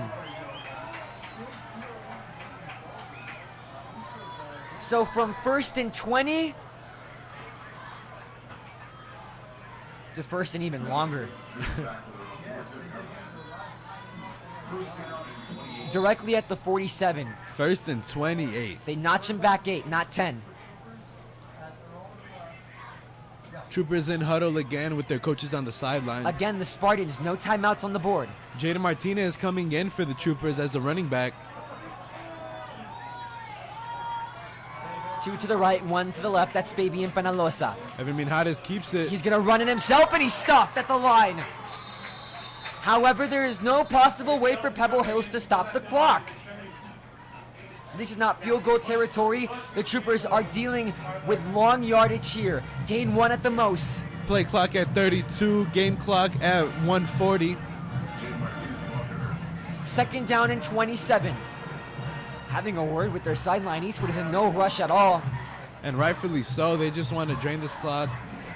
And now that timeout that was taken in the third quarter, it's coming back to bite Pebble Hills, Christian. And I think they're just going to wait for the play clock to run down, call timeout. As they are going to do that, Coach Lopez is talking with the head referee. There's a 9-second difference in the play clock and game clock. As we reach it, timeout taken by Eastwood. 1 minute, 9 seconds. Trooper offense talking it over. Break it down, Christian. What are the options for Eastwood here in this situation? Kneel the ball. Kneel the ball 100%. But then do you give Pebble Hills an opportunity with it? You definitely don't. The clock's already decided. Spartans, they don't have any timeouts left to stop the clock. The game's pretty much already decided. Troopers are just going to either run the ball, take a kneel, just run the clock down to the very end of it. Next week, Pebble Hills renews the rivalry against the El Dorado Aztecs. As before Pebble Hills opened in 2015, it served as El Dorado's 9th grade center. And before starting the school year, students were given the chance to transfer and become Aztecs or stay and lead a generation of Spartans. El Dorado versus Pebble Hills happens next week at the SAC. And the Troopers will take victory formation pretty much. I mean, how is he going to stay on it? Knee the ball. Just under 1 minute left to play. Troopers going to take one more knee. And Troopers more than likely will move to 2-1. So will Pebble Hills, but the key difference here is that Eastwood will have that one win in District 6A, while Pebble Hills will start at 0-1. And we saw last year, Sebastian, both teams had the same record, 10-2. Pebble Hills did have that deciding tie-breaking game where they beat Eastwood. As coaches from Pebble Hills are not happy up here in the press box. An enormous victory from the Eastwood Troopers. They were underdogs coming into this game. They were lower in the rankings. People thought Pebble Hills would come in and have their way with Eastwood, however, proving everybody wrong. Their wide receiver core, made of mostly receivers from junior varsity, able to show why they deserve to be on the best tier. Coach Lopez hugging his players on the field. Really proud of them, especially coming and showing up for this Spartan defense and offense. You know, everybody on this Trooper team really stepped up and did their job. Second to last timeout taken. Christian, thoughts of this game and how will it affect the future? Troopers, they started out very strong in the first quarter. Again, marching down, getting touchdowns easily, really setting the pace for this game. They slowed down a little bit in the second half, but they continue to keep the lead, and they've just really been in control throughout the majority of this game. Eastwood will move to 1-0 in their district. Pebble Hills to 0-1. 26 seconds left. Third down and 32. The Spartans have no way of stopping the clock. Troopers with one timeout, leading by 7. And everybody here on this Trooper sideline just thrilled about this win. This is a really big win for them, and just it's going to be a really huge win throughout the rest of the season. It's the exact opposite of what happened last year. As last year when they faced off against Pebble Hills, they only scored 22. This year, they more than double that amount. A very important, a very tremendous, and a very impactful win for this Eastwood Trooper team. We count down the seconds as the game of the year has commenced. 49-42. The Troopers take it by a touchdown. Thank you for joining us on the Eastwood Performance Athletics Network. Thank you to our executive producers, Stephanie Delgado Rangel and Eric Bernal. Thank you to our producer, Hector Mas. I'm Sebastian Perez Navarro. Next to me, Christian Salazar. Thank you for joining us on the past 3 weeks, as Eastwood will take a bye and then take on El Dorado on week 5 at the SAC. I'm Sebastian Perez Navarro. Next to me, the VP, Christian Salazar. We're over and out.